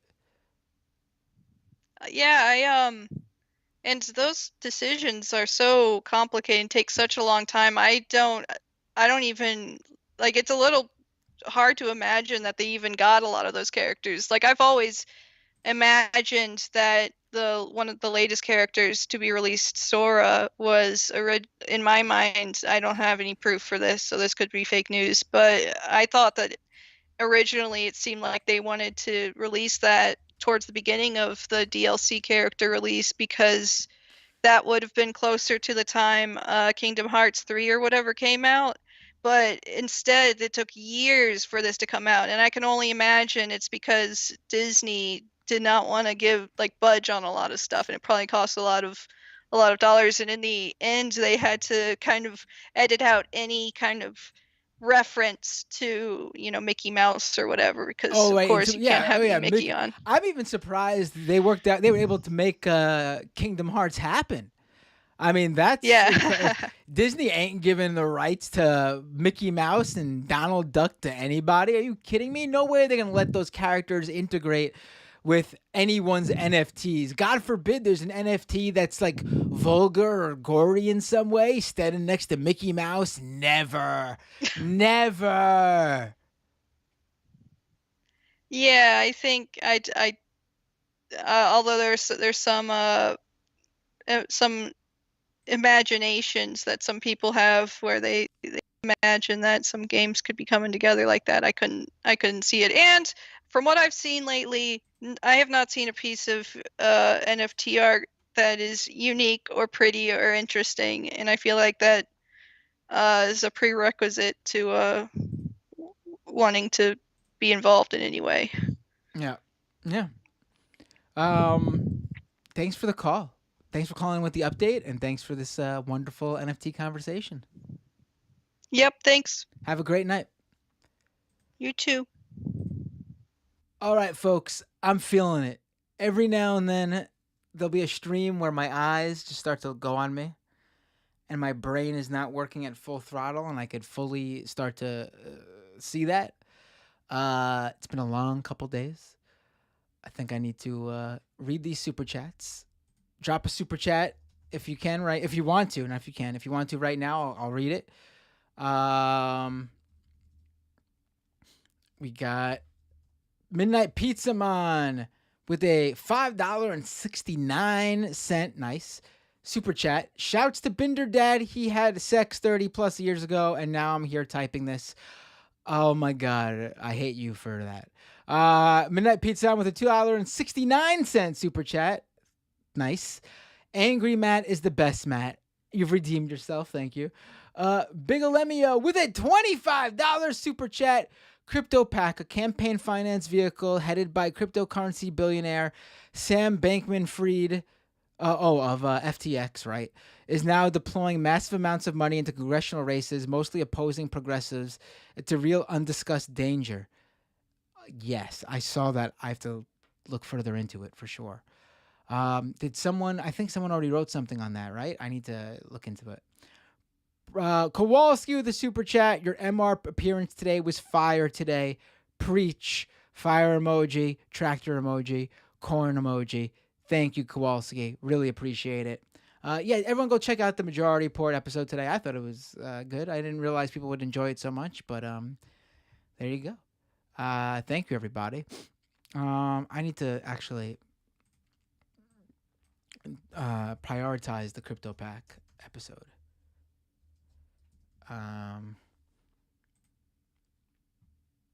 Yeah. Right. Nah, not, yeah. This guy is not good. I'm very familiar with him. He definitely seems to be one of the more dangerous, sleazier, because he's a bit more, I think he's a former Wall Street guy. So he's an actual operator and not just some like bumbling crypto fool. All right. Folks, don't forget, if you're an Amazon Prime subscriber, you get a free Twitch Prime subscription every month. Please, if you can, twitch.tv/MattBinder. Subscribe to the channel with a paid subscription. Take money from Bezos and giving it to me. That's what that does. World War Ride with a super chat says, have you eaten cuy, guinea pig? Yes, I have. I ate in Peru. It is, it was interesting. Not that great because there's not much meat on them bones. But it was an interesting flavor. Tom Nook Yankees asks, does Matt read Twitch bit messages? I absolutely will. I'll consider it the same as super chats. Also, messages that you leave along with your Twitch subscriptions, whether it be your Twitch Prime subscription or otherwise. I have been reading those, actually. Let me see if there's Barn Cat Blues subscribed with a paid Twitch subscription. Tim Bob RN subscribed with a subscription. They've been a subscriber for 5 months. They subscribed yesterday and left me a message that said, "Happy 420 to my non-straight edge folk." Speculum Fight subscribed via Prime. They were subscribers for 4 months. Proto Addict subscribed with Prime. D Berghart subscribed with Prime. Nanomag subscribed with Prime. Rebel Without a Cause resubscribed with Prime. 5-month subscriber right there. Thank you all so much for subscribing on Twitch, and all you super chatters. Also, folks, patreon.com/MattBinder. Really, if you can subscribe, that would be great. The patrons are real. These one-off donations are great. Keep do it. Roll. If this is all you can do, keep these rolling for sure. But patron subscriptions are great too, because it's a reoccurring subscription. It makes me know the baseline of what I have to work with in terms of paying for service subscriptions, hosting fees, also knowing what I can buy equipment wise, possibly bringing in help eventually. So both are great helps. And of course, if you can't do none of that, no problem. But what I would ask you then is to please go to Apple Podcast. It's super simple. You know what? I'm gonna show you guys right now. And then that'll be the show. Super simple.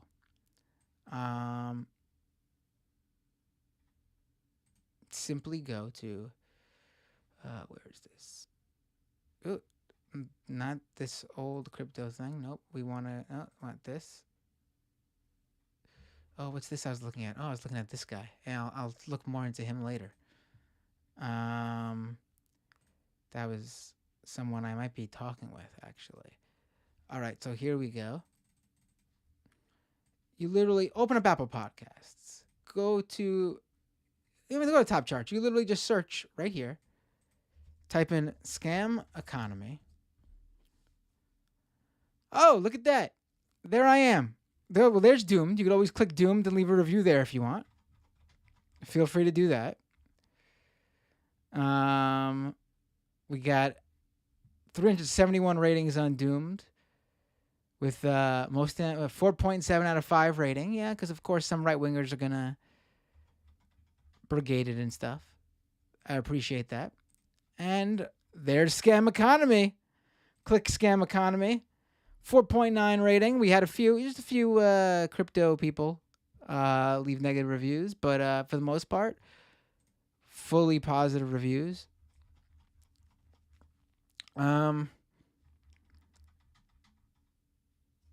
Leave a review. It's that simple. You just scroll down right here. Where is it? Oh, because I already did I? Or would I have to follow it first?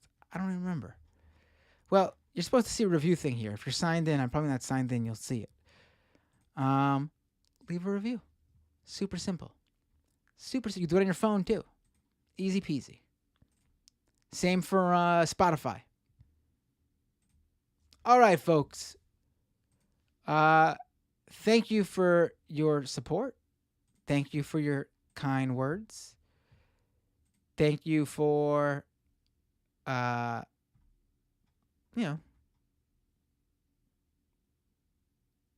just, the stickers, right.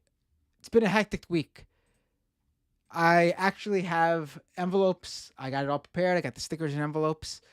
If I haven't reached out for your address yet, there's a few people I reached out to already. I'm getting through everybody. You will be getting them in the mail very soon. Hopefully during the weekend, I'll be able to reach out to the people who I haven't reached out to yet. All right, folks. Thank you so much. Have a great night. Enjoyed talking with all of you. And thank you all the callers. If I didn't get to your call, there'll be plenty of live streams to call into. I will see you all next time on... Oh, wait. Who should I... not that many people on Twitch. Who should I raid? I'll just raid... Who should I raid on Twitch? Rayvon is on. I haven't really rated her much. I'll rate her. I will see you all next time on the Scam Economy.